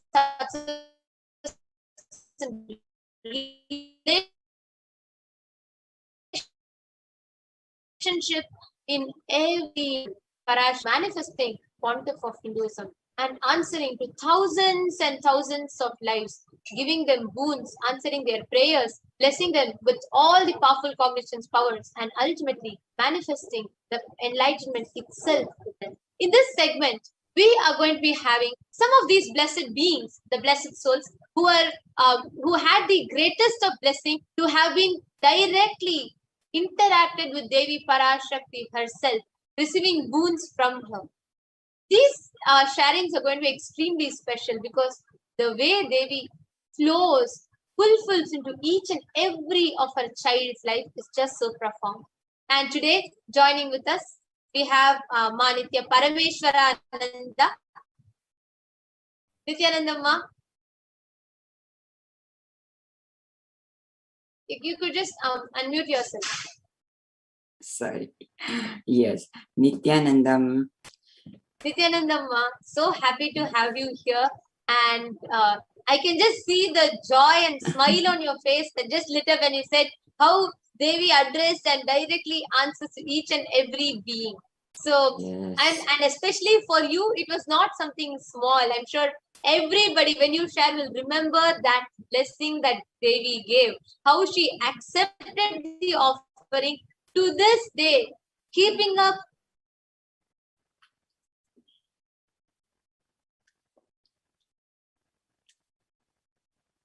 a little bit about where you are from, how long you have known Swamiji. Would you just want to introduce yourself? Yes, yes. My name is Parameshwarananda. I'm from Los Angeles and I have been connected with Swamiji since 2007 when I met him first in Jain Center when he spoke on Jain Sutras, and I literally felt that he just came there to just get me to be enlightened by him. I didn't know, but I was just so magnified with his presence and started all experiencing so many healing and everything. I don't want to get into that because that will take another hour or more. But that was in 2007. So I am just connected to Swamiji since then. I started listening to him and just taking his programs, IAs, all IAs, everything.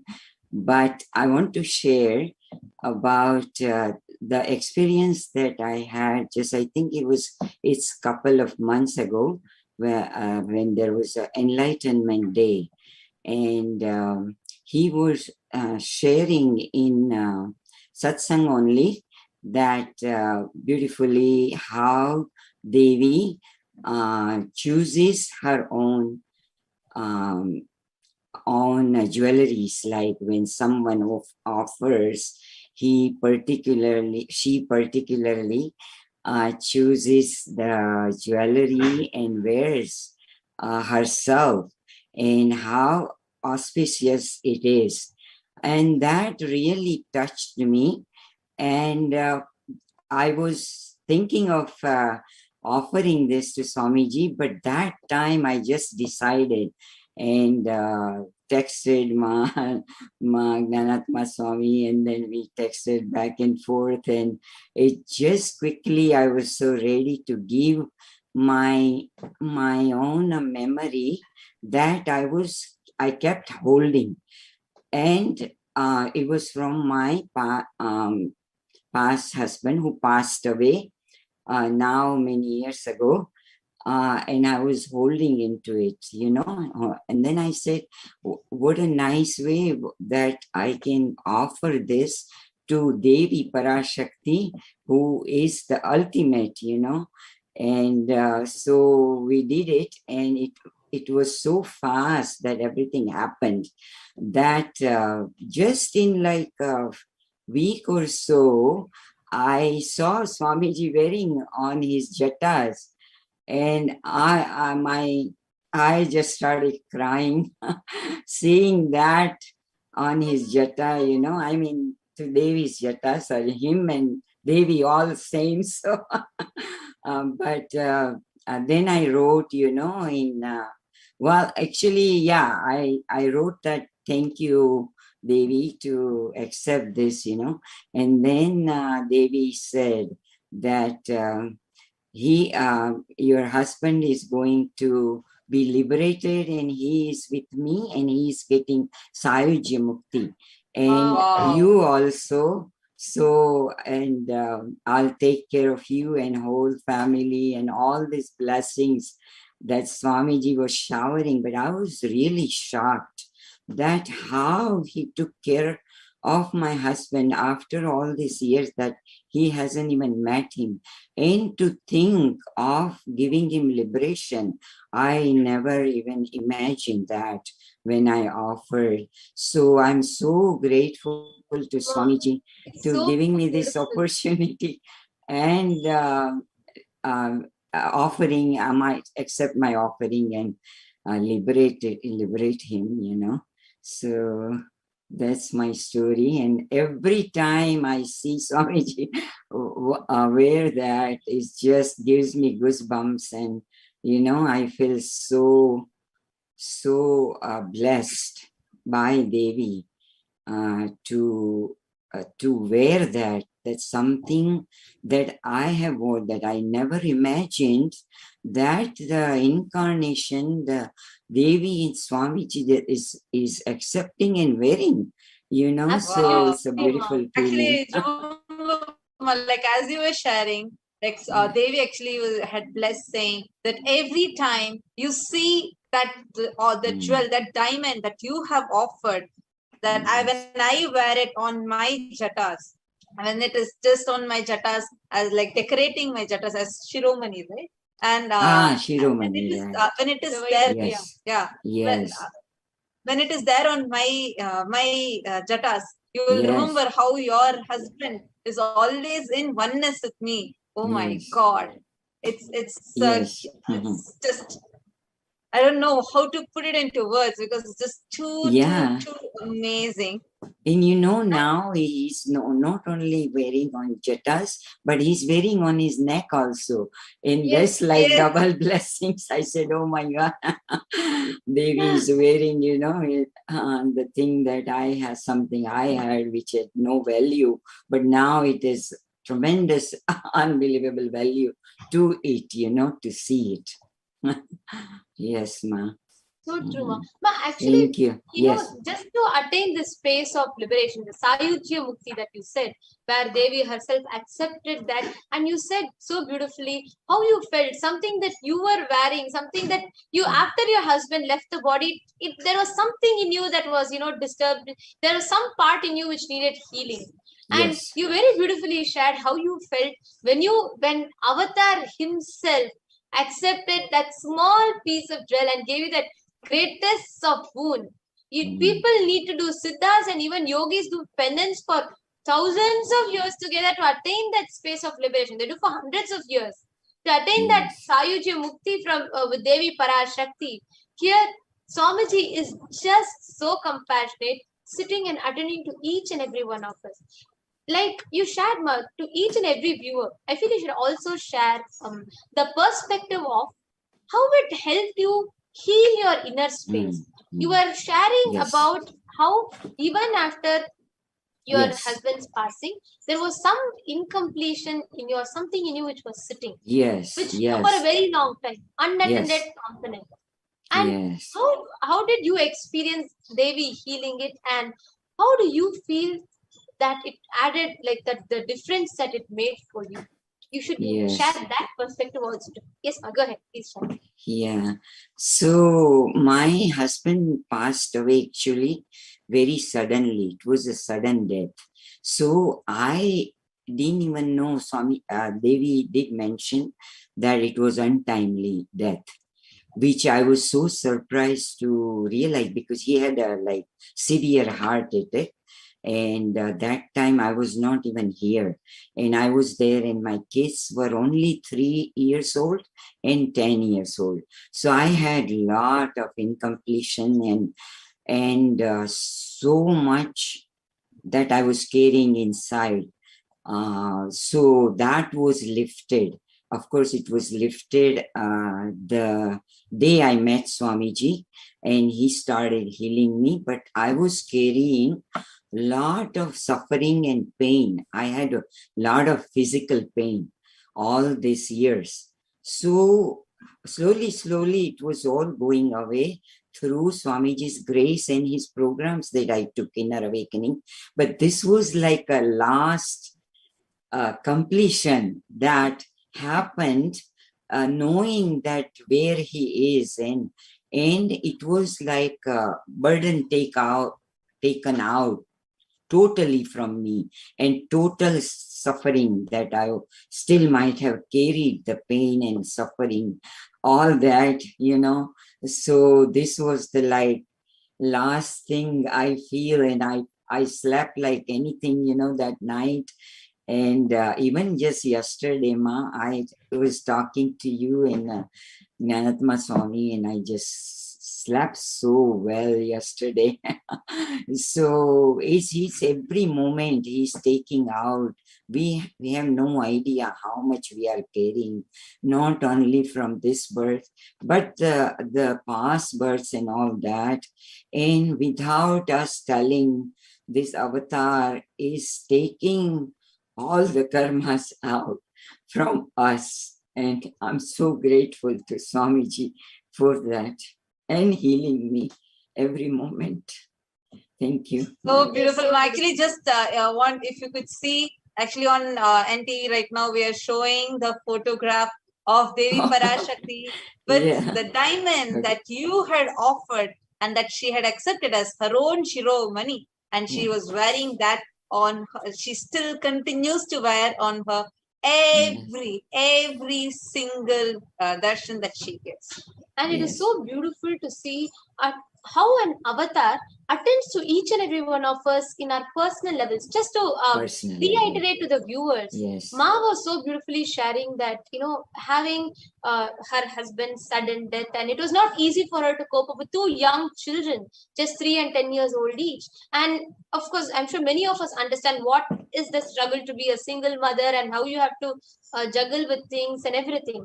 And though you might move on, and there might be something, and she was beautifully sharing also, when she met Swamiji, she had so many powerful cognitions and that programs from Swamiji which helped heal a lot. But there was that one unfulfilled, there was one component unattended.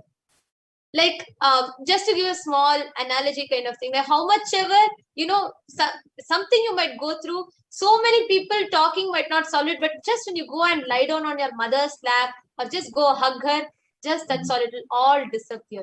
Same way, there was that one unfulfilled component, that one part of her, so beautifully which she shared. When Swamiji attended to that, when Swamiji asked Devi Parashakti, just answer that one part, accepted this, that completely left her. That part completely got healed in her inner space. That was so beautiful, Ma, and such a profound sharing. Thank you so much for being here, and thank you so much for sharing, Ma. I'm sure each and every viewer that are listening to will understand how, to what extent an avatar goes to heal each and every one of us, not just conflicts which is inside our inner space, and gives us such a peaceful life. Like you said, you are able to sleep so peacefully, so completely, and so happily. So that was so nice to hear, and thank you so much for sharing. Is there anything else that you want to share, that you would like to share at last? No, thank you, Ma. I just hope that a whole world realizes who Swamiji is and what kind of avatar he is. As a Jain, I was in a family with a very strict Jain religion. How do you say, morals, right? My mother taught me. And then when I started listening to Swamiji, I said that I know more about Jainism now than that time that I was able to imbibe. And I tell all my Jain friends that Swamiji made me understand in how similar the enlightenment science is. And I hope that all the people who, no matter what religion you are from, Swamiji is there for everything, that to be enlightened, and that is the purpose of our life. So I just hope that that continues, that journey, and for everybody we have to take Swamiji to every single person in the whole world that we can. So thank you, Ma, so much. Thank you so much, Ma. It was so beautiful to hear. And yes, I really liked, I really could resonate and like the way you said, you understood Jainism. You were a Jain, and you are a sincere practicing Jain, but you understood Jainism much more after coming to Swamiji more than before. So that was so beautiful. Thank you so much for taking your time to come and share, Ma.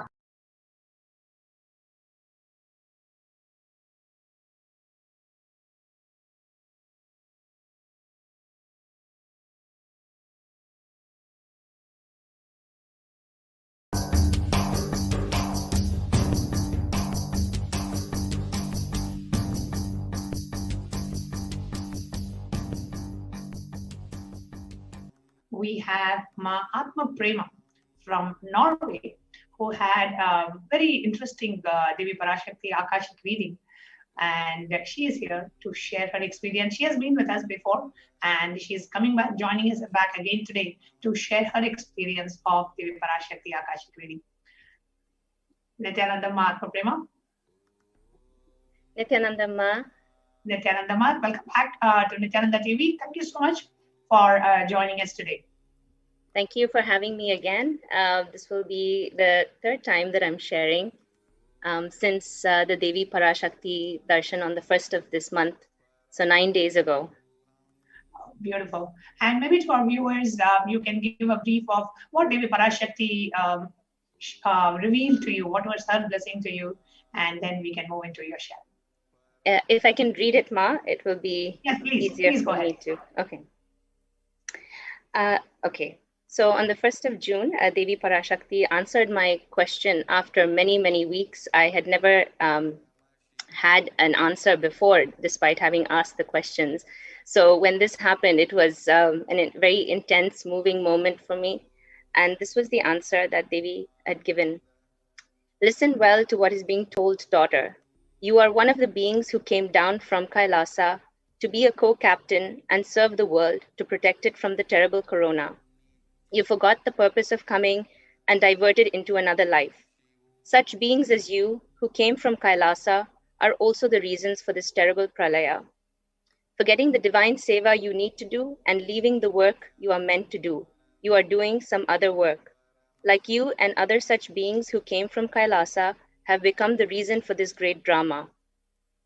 For 3 days, think about what I told. I will make you realize it in your dream, waking state, and consciousness. I will show you the truth. Once you see it, I will give prayashchitta. Go and come a virtuous one. So this answer to me was just, it was very intense, because the moment this came to me, this answer, it hit me right in the gut. I knew it was the truth the moment it was said. I felt it, and then I sat with it, and I waited, and I allowed the words to sink in. And it has taken these number of days to realize just the kind of the weight of the responsibility and what we've come here and the purpose with which we're supposed to be here.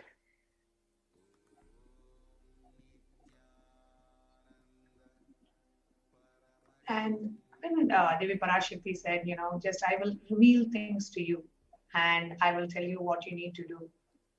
The way, when I heard it, the way I see it is, really reawakening to the true purpose of your life, realigning us back to the real purpose of our life, which is what will give us fulfillment. That is what we came to this planet Earth for. And when we drift away from the purpose, she gives us a strong wake-up call and realigns us back and tells us, what, this is what you came for. And when she shared this with you, Atma Prema, what really went inside you? What was the experience that you had, and what was the realization that came from within you? So, Ma, if I can go back to the beginning. So if I can share that my meeting with Swamiji, when I first met Swamiji, this happened in 2004. And I was in Oklahoma City at that time, and in the US. And I had graduated from college. I was looking for a job, and this was about 17 years ago. I was 21 years old, and I just saw a flyer on my aunt's table, and she invited me to attend the temple in Oklahoma City, and I went. And the moment Swamiji stepped out of the car, not knowing anything about him from the past, I just knew that I knew this person, that my being automatically recognized something, and something shifted within me, which I didn't even understand at that time and that moment. And from then on, life just took on a different color. I had purpose. There was so much peace. There was so much joy. There was an intensity. And all these words are actually pale in comparison to what that feeling was like. And it was being around Swamiji and being initiated and having the darshans. Everything was just auspiciousness unfolding. Every second it was manifesting. And just being in that breathing space was auspiciousness. It was everything that unfolded. It felt like you were living not on earth, but on a different plane of existence. So each time leaving that space in his physical presence was so unbearable. And it was very hard, because you felt like, okay, I want to be around the master. I want to be around the guru in his physical presence all the time. But at the time, a few years later, I moved back to the place I was born and grew up in, which was in Dubai, in the Middle East. And I would often go to Adi Kailash and, attend various programs and get the teachings and understandings and being in that breathing space. And every time I had to leave, it was like this separation was so hard. It was so unbearable to leave that space of Adi Kailash, but also knowing that everything that I had imbibed from the teachings, it was important for me to go out and go back and do that seva and just share with the people who were in the Sangha in Dubai at the time. And all they wanted to do was, listen to the stories and the sharings and just taste the joy and the bliss and, and enriching was just, it came with so much ease. It was just a natural process that all of us just kept doing. So at the time, I didn't even realize what was happening, but I took up the responsibility of the Sangha in the Middle East and in Dubai specifically. And at the time I was about 24 and the youngest coordinator for the mission at that time. And wow. I can't say I can't say that I knew anything about Hinduism or Sanatana Dharma. I grew up in Dubai, a Middle Eastern country. The most we had exposure was when we would visit India to visit our family and go to temples. But beyond that, there was not much understanding. So I didn't have any depth of knowledge around Vedas or Shastras, and I couldn't chant. It was not like I could chant and everyone was impressed or anything like that. There was no prior knowledge or experience before meeting Swamiji. So all that I came back to share every time after those visits to Adi Kailash was just sweet, simple stories that was just shared from intense bhakti, that devotion, that sweet devotion that comes through you just by being, just being in that oneness with Swamiji. And every time it was like a cloud that kept me floating through everything that I encountered in life, whether it was through work, through relationships, through the Sangha, everything. It was just such a beautiful flow. And just having that simple devotion, that simple trust, and just taking that simple action, the response was so incredible. The satsang grew, the Sangha grew. And the satsangs that we were hosting in devotees' homes, every week we would have satsangs that would keep moving from different devotees' homes because everyone wanted to host it. And we could no longer, and many of the people had not even met Swamiji. And there weren't too many things happening on social media at that time, unlike today. And people would just come because that bhakti was felt. And we had to form a center legally and officially. And in that center, we would have our Nitya Yoga, we would have our satsangs, we would have our youth group meetings, and eventually a Kalpataru happened in January of 2010. And this was just created by a handful of people who felt that deep connection to Swamiji. So why I'm saying all this, Ma, is because kind of to give a little bit of context and background to what has happened, where I've come from, and what happened in between. So during this time, this was now 6 years with Swamiji, being so closely associated, there were a lot of questions. And I was 21 when I met Swamiji. And so there were a lot of questions from family. There were doubts raised, why do you need to have a guru? You are too young. When will you get married? You're getting older. So there was all this pressure from the society and to my parents specifically. And it was hard to be able to convey to them just what having a guru and having Swamiji in our life was like. I mean, the countless blessings, the healings that had happened, it was too many to share. And all we did at that time was just continued on and just turned, deaf ears to what they were saying. Because I knew the person I had become, and the shift that had happened in me was so obvious to my family and then to my friends.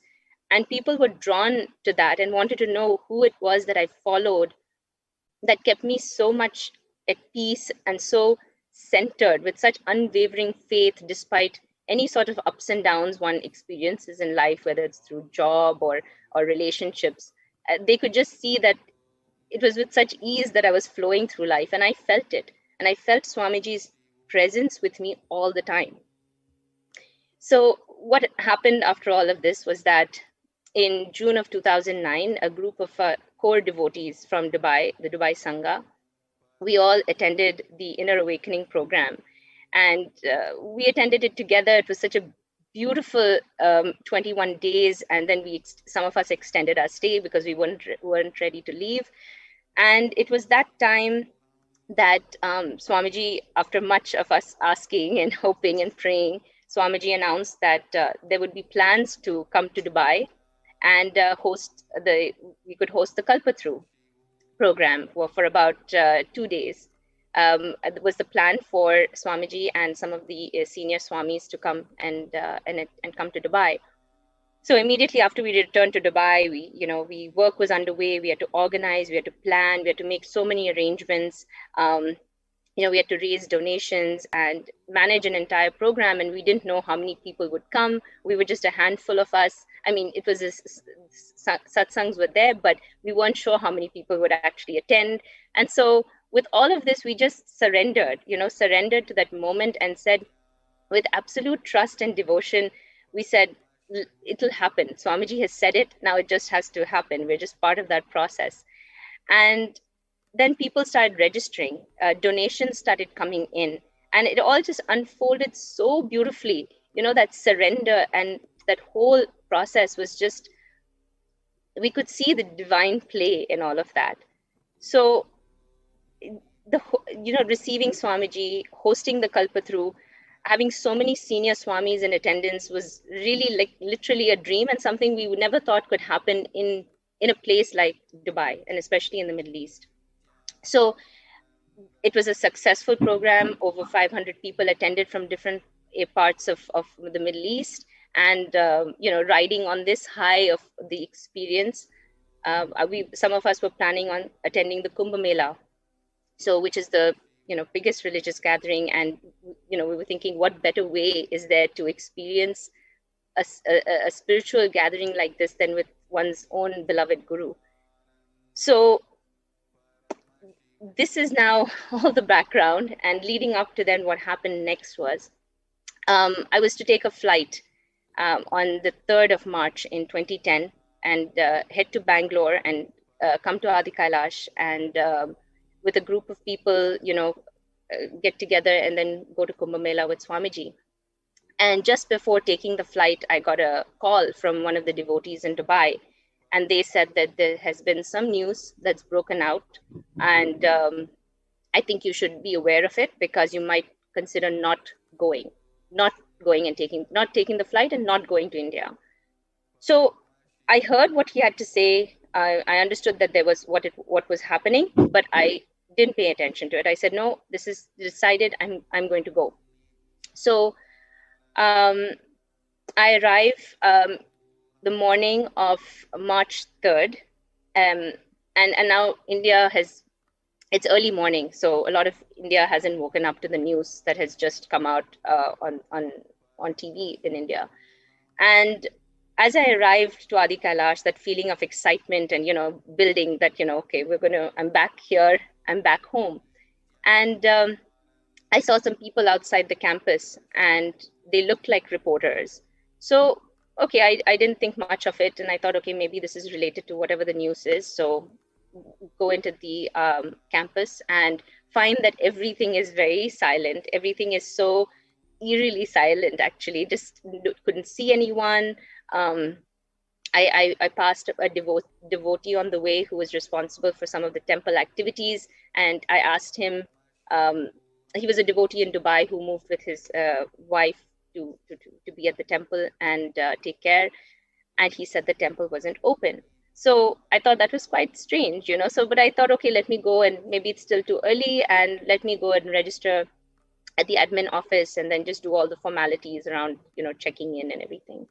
So then we congregated, like a few of the foreigners and everyone who had arrived, got together in the food hall, and then we were hearing bits and pieces of information, and we weren't sure what was happening, but something was going on. But we were kept safe, and we were told to be in a secured location, and in time we would be given some more information. And later on, we heard that the Gurukul had been set on fire by a mob of people. And so that was the exact same day, Atma Prema, just to let all of viewers know. That was the day when the religious persecution on its Supreme Court of Hinduism just 24 hours before had come out, and Swamiji was going through a series of assassination attempts, and it was the residents of the Supreme Pontiff of Hinduism, being burnt. along with Gurukul and along with so many other places, with Supreme Pontiff being locked inside his own monastery, and that was being live telecasted. And all this was happening, and the people who were there, I was there in the Adinam on that day, and none of us were allowed to, go to protect Swamiji or protect any other parts of the place. And all of us were cordoned off completely. And there was a complete police who were actually protecting the anti-Hindu elements to destroy the monastery, and they were not allowing us to go stop or do anything.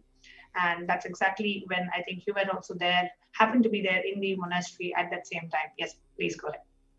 Yes, Ma. And at the time, we didn't know what was happening, but of course, much later on, I understood. But at this moment in time, it was very disconcerting, but it was ensured that we were all kept safe. All of our, we were kept in a place that nobody could reach us, and we felt secure. We didn't feel threatened by any way, but we knew something big was happening. So that night, 2 devotees from the city came and, whisked us away, actually, from the campus, saying that it's getting out of control. There's a lot of people, and we need to take you back into the city and be safe. Your parents, are worried, and all of that. So we were put into a car. We were asked to remove any sort of anything related to Swamiji. We were asked to remove the mala, the bracelet, everything that was part of us. We had to just kind of remove and keep aside, so that in case we were stopped along the way, that we were not harassed or bothered. So we get into the city, and all the news channels are incessantly airing a video over and over and over. And it was just, I'd never seen anything like that being done with such consistency. It was as if that was all every news channel could do and report on. So it had the effect of visually affecting people, and I decided at my parents' insistence that I should return to Dubai and not remain in India longer.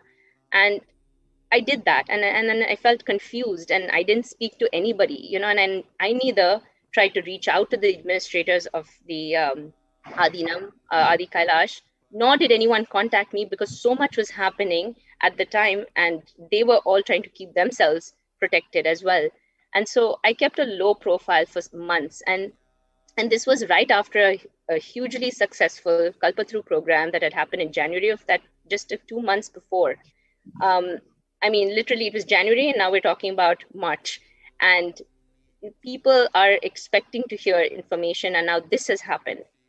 So I didn't know. I just wanted to add to you, Mahatma, because I was there in the monastery at that time, and we were just trying to ensure Swamiji's life was safe. Swamiji was going through a series of assassination attempts, and over a span of about from the 2nd of March till 21st of April, just in that 1 month and 1.5 months, his car was followed everywhere. Swamiji was at least had about, I think, more than 70 assassination attempts just in a month and a half. Every place there were people who were ready to, burn him alive, ready to kill him, ready to, do all sorts of things. And it was all, and with the police protection. Means the people who came to attack, they came with police protection for them. So there is no way we could do anything. So the whole administration at that time was focused on somehow we want to just somehow ensure Swamiji's life is safe. That was what was there for us. We just wanted Swamiji to be alive for what he was doing to humanity and what he has done to humanity and what he has done to all of us. That was what was going on, and we really couldn't, expect this level of a multi-pronged attack from every side. And I remember on the 3rd of March, there was an inquiry from 11 government departments trying to, shut down the bank, trying to shut down the monastery, trying to shut down the Gurukul, trying to shut down the temple, trying to, get all of us out. I was there, and we were literally forced to leave. They said, no, everything is closing. You have to leave. All the Adinavasis, we were forced to leave. The bank accounts were getting frozen. Swamiji was being attacked everywhere, every step of the way. And that was what was going on in India at the time, just to let you know, and for all our viewers also, at that moment, there's this continuous airing of this false news, so much of hate speech, and everywhere people are, barging into the monasteries and temples and breaking the deities and abusing sexually, like female monks getting sexually abused, and everywhere it was just completely out of hands.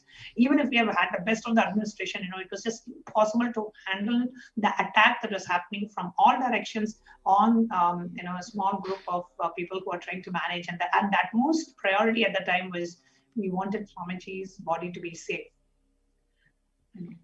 Yes, Ma. And what shocked me the most, and I didn't even think in too deeply about it, but what hit me on the surface was that it wasn't just in India, but everywhere. It was news channels in Dubai, in the Middle East, and everywhere. It was seemed as if it was, now looking back, what a coordinated attack, that it had all happened in this particular way and in such a huge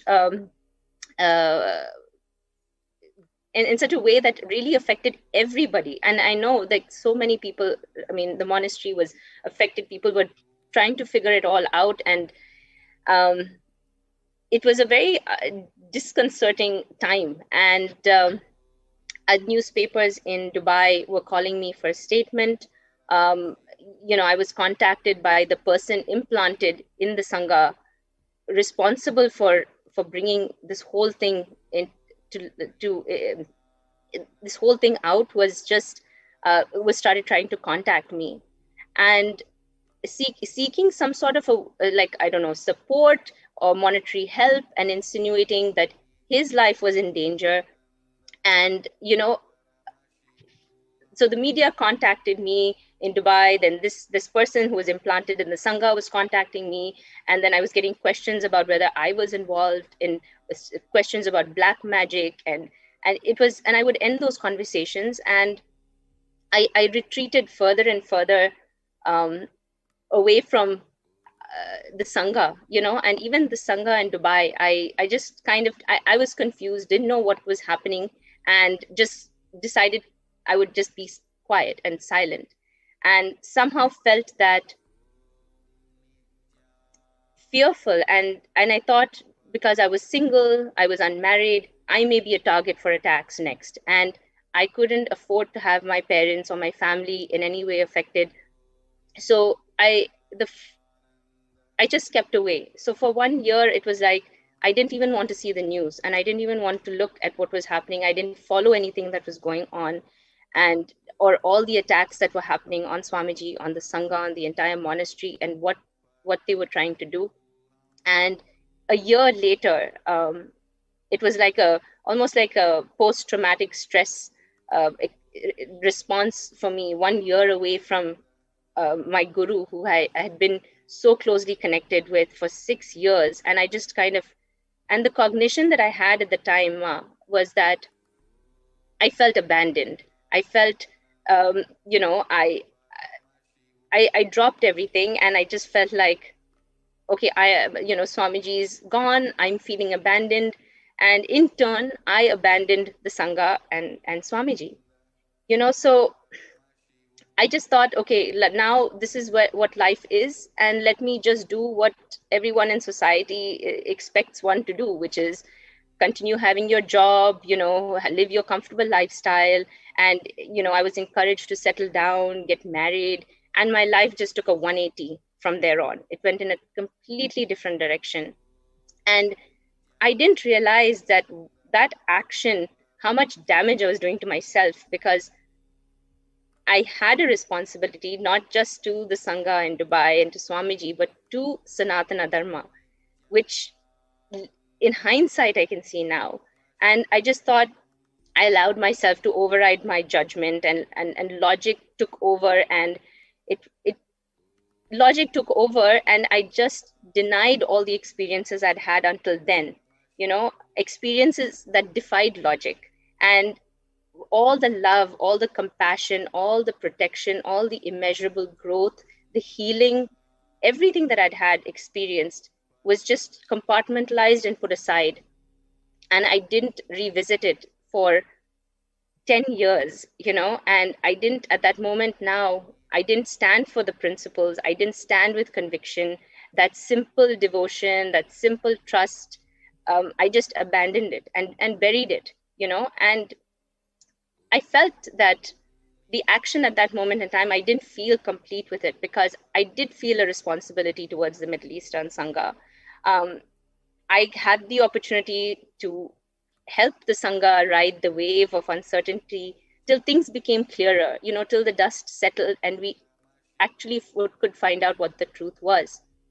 And I didn't, so my reaction and then the lack of any action somewhat indicated my acceptance of this false narrative that was being spun around Swamiji and the Sangha.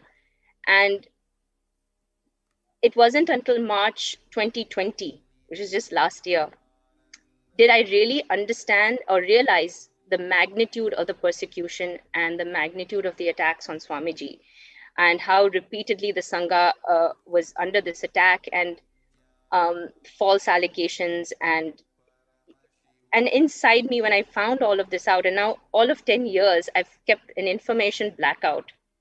And I didn't know any of this. And when I heard it, it unfurled in me a need to want to protect and stand, and just this feeling of wanting to be like a warrior. And what I had not done in those 10 years, I was feeling like this is what I need to do now. So the years that I was away, from the Sangha and Swamiji, those 10 years, I had repeated visions of Swamiji. And in those visions, I would go and ask, why did this happen? And each time it was the same thing. And in that, Swamiji would say, come and see me. So I ignored those visions for several years. And then in 2017, right before I had my son, I had the vision of the banyan tree calling me. And then I knew that somehow I needed to return and be in the presence of the banyan tree. So then we had the opportunity. It unfolded in a way that was, again, defied logic. We happened to come to India after many, many years of being away. And one of the devotees who had been initiated into third eye powers did a body scan for me. And at that moment, the message to me that she got was, come and see me. There will be no hangover of the past. And those were the words exactly that I'd had in my visions all those years before. And the moment those words were said, I knew this was the time. And when they suggested that, oh, why don't we go to Adi Kailash? My immediate response was yes. And then immediately the rest of my family, my parents, my sister, my brother-in-law, all decided that we would go. And what stood out to me in all of this is that in these 10 years that I felt like I had separated, Swamiji was there every step of the way. He was trying to reach me through the visions that I had, any experiences that I'd had through my life in those 10 years that were challenging. There was a strength within me that I didn't realize I had. And looking back, I know that strength was Swamiji, and despite me pulling away, that umbilical cord connection that you have with the Guru, that spiritual umbilical cord, as far as you may go, that will always remain connected. And so now I can see in all those moments in those 10 years, just how Swamiji played such a role in my life to ensure that I didn't fall. So those trying times, there was strength in all those challenges. I was guided, I was protected. And I felt like I didn't, like, Swamiji will never make one feel guilty or anything like that. So it wasn't that. I felt like there was a responsibility I had towards the Middle Eastern Sangha. I didn't stand for that. But now is the time, the opportunity has been given back to me that I can stand for it.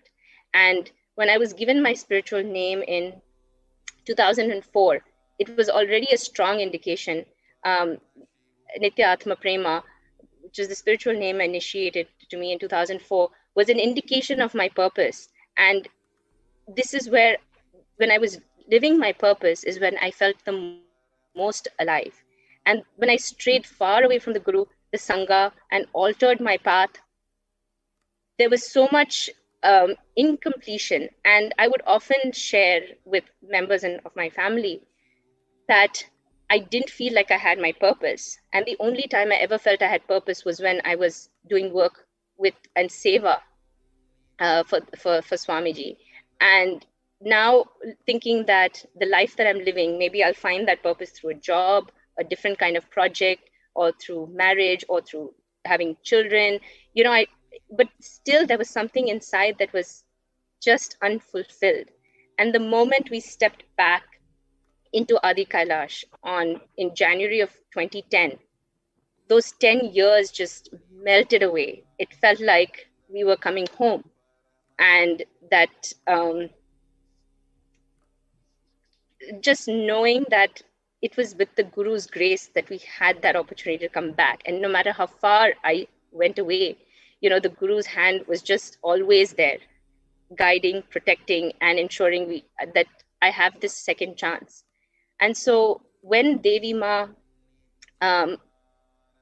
gave the message and said the reason for the pralaya is due to forgetting the purpose and diverting from the work I was meant to do, I felt it deeply. And although 10 years may have passed, and the divine grace has pulled me back, and it's offering me a second chance.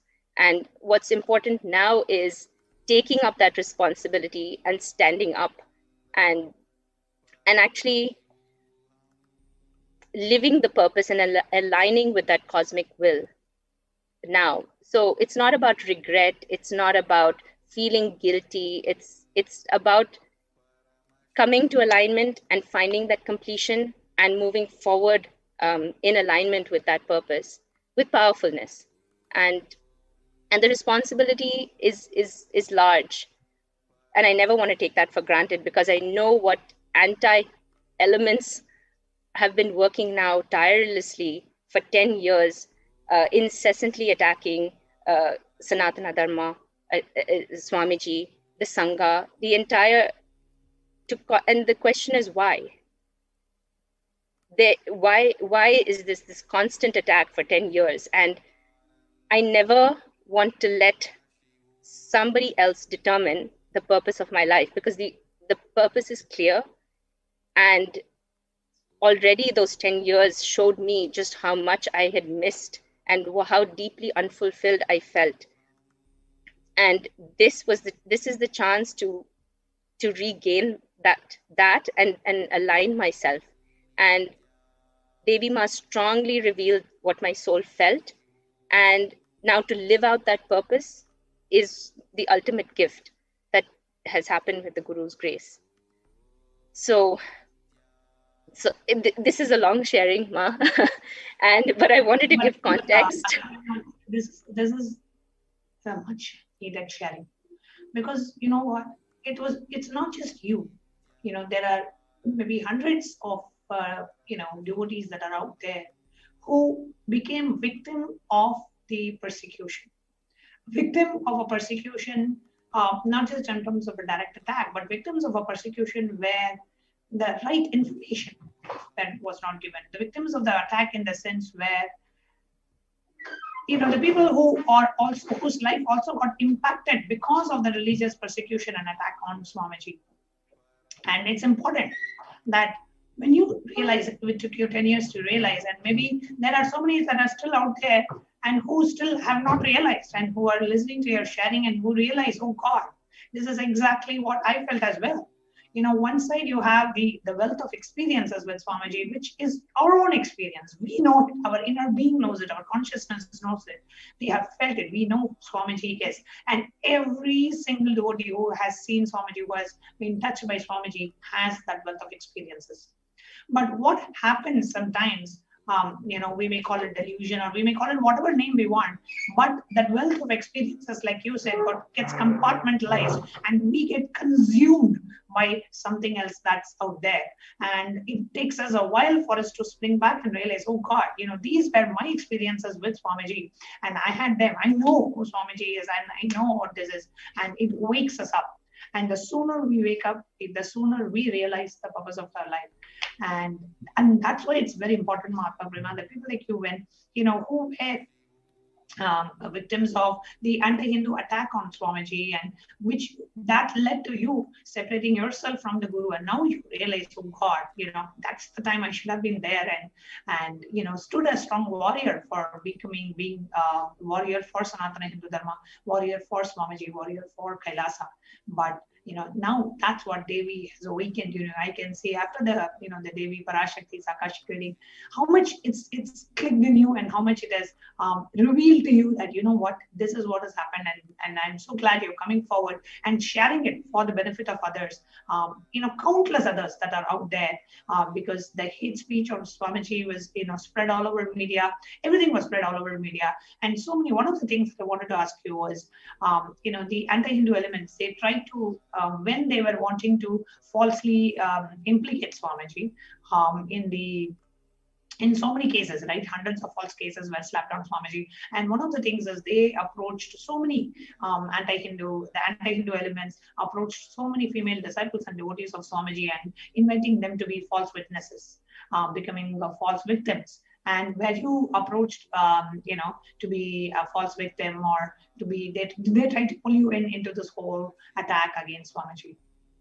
Yes, Ma. It was a clear indication that was what I was being asked, not so subtly, because they contacted me and were trying to get me to be involved in this and to support their cause.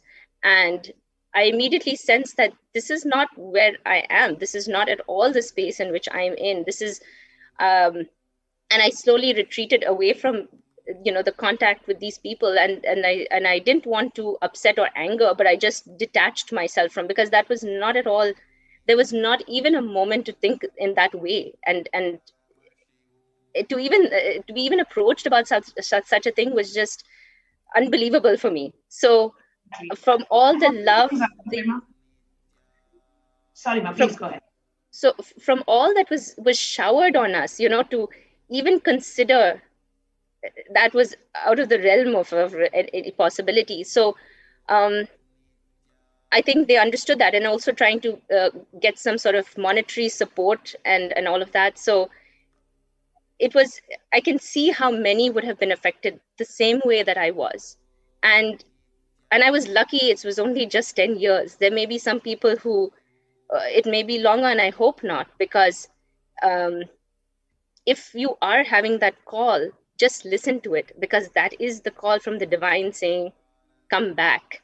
This is for that completion. I don't want to think about what would have happened had I not, and that I wouldn't be here talking today and sharing this. In that moment, I never thought, like a few years later, I never thought that this would be where I would be sitting today and talking and even discussing this. But I think so many people may be in that same position, and allowing these attacks and this abuse and persecution to affect their spiritual growth and progress. And that would just be the saddest thing. Exactly. And at the end of the day, it's a loss for us. It's a loss for each individual, because if you are losing your, the more and more we are distancing ourselves from the Guru, the more and more we are distancing ourselves from the true purpose of life, the more and more we are distancing ourselves from what we are here for. Because it is the Guru, it is Swamiji who awakens us to the true purpose of life, makes us realize and experience fulfillment. And the moment we move away from the Guru, we move away from who we are, what we came here for, and that can never give us fulfillment, right? We can go and do so many different things. You can have the best of the best businesses, the best of the families, the best of job and relationships and wealth, but that's not the best of you. So whatever you do, it does not give you that fulfillment. You know there is a deep lack, there is something that's missing, and you know that is the divine call. Like you said, there are so many visions that happen. Swamiji is there for you, and that was where we need to come back to. And I can tell you, every single devotee who was a devotee of Swamiji and was a victim of these attack of these anti-Hindu elements would also know that there has been a deep call. They just need to answer the call, answer that incoming call from Paramashiva and realign ourselves to the true purpose of life. And one of the things that you also shared, Mahatma Prema, I wanted to bring these anti-Hindu elements, like how they approached you and wanting you to become one of the, the false victims. And that's what they have done. They have approached so many, female disciples of Supreme Pontiff and wanting to somehow trying to use them to become a false victim of Swamiji, right? If somebody is, let's say, for example, somebody is really affected, I would be the one who's affected because you come and falsely implicate. So the very intention of the anti-Hindu elements is very clear. And because they approached you to be a false victim yourself. So all of us should realize that the whole ecosystem, the anti-Hindu ecosystem, which was trying to attack Swamiji, trying to falsely implicate Swamiji, trying to assassinate him, trying to slap these hundreds of false cases, is a huge persecution against Sanatana Hindu Dharma. And because, like Swamiji in a very satsang sometime back, he said, I am being attacked because I am standing to protect Sanatana Hindu Dharma. I am standing up to protect all of you, and that's why I am being attacked. He's standing up to protect the enlightenment ecosystem. He's standing to protect and revive Sanatana Hindu Dharma. And that is why he's attacked. But sometimes delusions and the illusions that we live in, our mind does not wake up to the reality of what's happening out there. And we end up losing or moving away from the purpose of life. And even at that point, it is only the uncomparable compassion of Swamiji. Even then, even when we distance ourselves, he reaches out to us and he awakens us to the true purpose of life. So beautifully shared, Mahatma Prema. Is there anything else that you would like to share about your experience? Just to share from this past year, to from 2020 to today, 2021, the exponential. And okay, let me just say this. I live a life that's very comfortable. I've lived in many different countries. I've got the opportunity to travel, live with all luxuries. There's nothing that I am wanting for in life. Yet there was this deep unfulfillment that now in this past 1 year with Swamiji has just been immense growth, spiritual growth, evolution, healing, completion, immeasurable. There are things that I could share that are unbelievable for other people to, and in this 1 year, what has happened has been, this is how life around Swamiji is. It's just exponential. It's just that super conscious breakthrough after breakthrough, and the cognitions and everything. And I'm sure many people will attest the same, obviously. And that's not something I can even imagine having missed. And the opportunity to be back and the opportunity to realign myself and get and come back to the true purpose is something I really pray for all the others who are victims of these attacks. So beautifully shared, Mahatma Prema. Thank you so much for coming live and sharing your experience with everybody. And thank you so much. I don't know what else to say. It's just been like, it's not easy for somebody to come forward and share so openly, what they have gone through and how you have been a victim of this attack, and which separated you from Guru, distanced you from the purpose of your life. And now with Devi Parashakti's blessings, with Swamiji's blessings, I'm so glad that you realized you're back and you wanted to realign and become a part of Swamiji and Sangha. Thank you so much for coming forward and sharing, Mahatma Prema. Thank you, Ma. Thank you to Swamiji Nithyananda. Dear viewers, before we continue with the next segment of today's program, let's take a short break.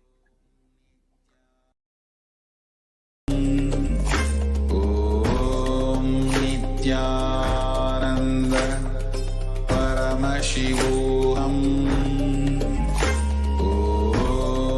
Nithyananda Paramashivoham.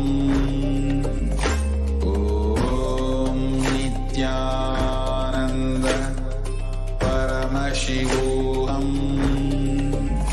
Om Nithyananda Paramashivoham. Om Nithyananda Paramashivoham. Om Nithyananda Paramashivoham. Om Nithyananda Paramashivoham. Om Nithyananda Paramashivoham. Om Nithyananda Paramashivoham. Om Nithyananda Paramashivoham. Om Nithyananda Paramashivoham. Om Nithyananda Paramashivoham. Om Nithyananda Paramashivoham. Om Nithyananda Paramashivoham. Om Nithyananda Paramashivoham. Om Nithyananda Paramashivoham. Om Nithyananda Paramashivoham. Om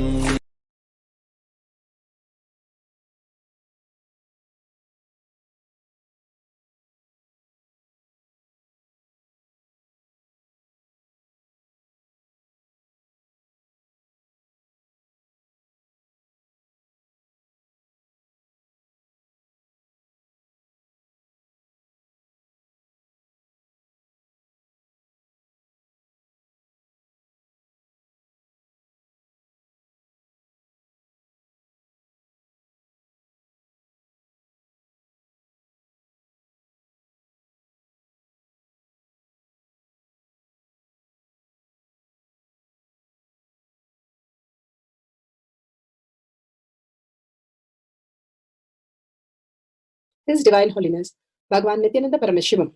Let's start with the Sadguru Vandanam. Nithyanandam Paramasukhanam Kevalam Jnanamurtim Dvandvatitam Gaganasadushnam Tattvamasya Lakshya Ekam Nityam Vimalamachalam Sarvadi Sakshi Bhutam Bhavatitam Trigunarahitam Sadgurum Tam Namami. Let's go through the disclaimers. Security measures. No photography, video, audio recording. Important cautions.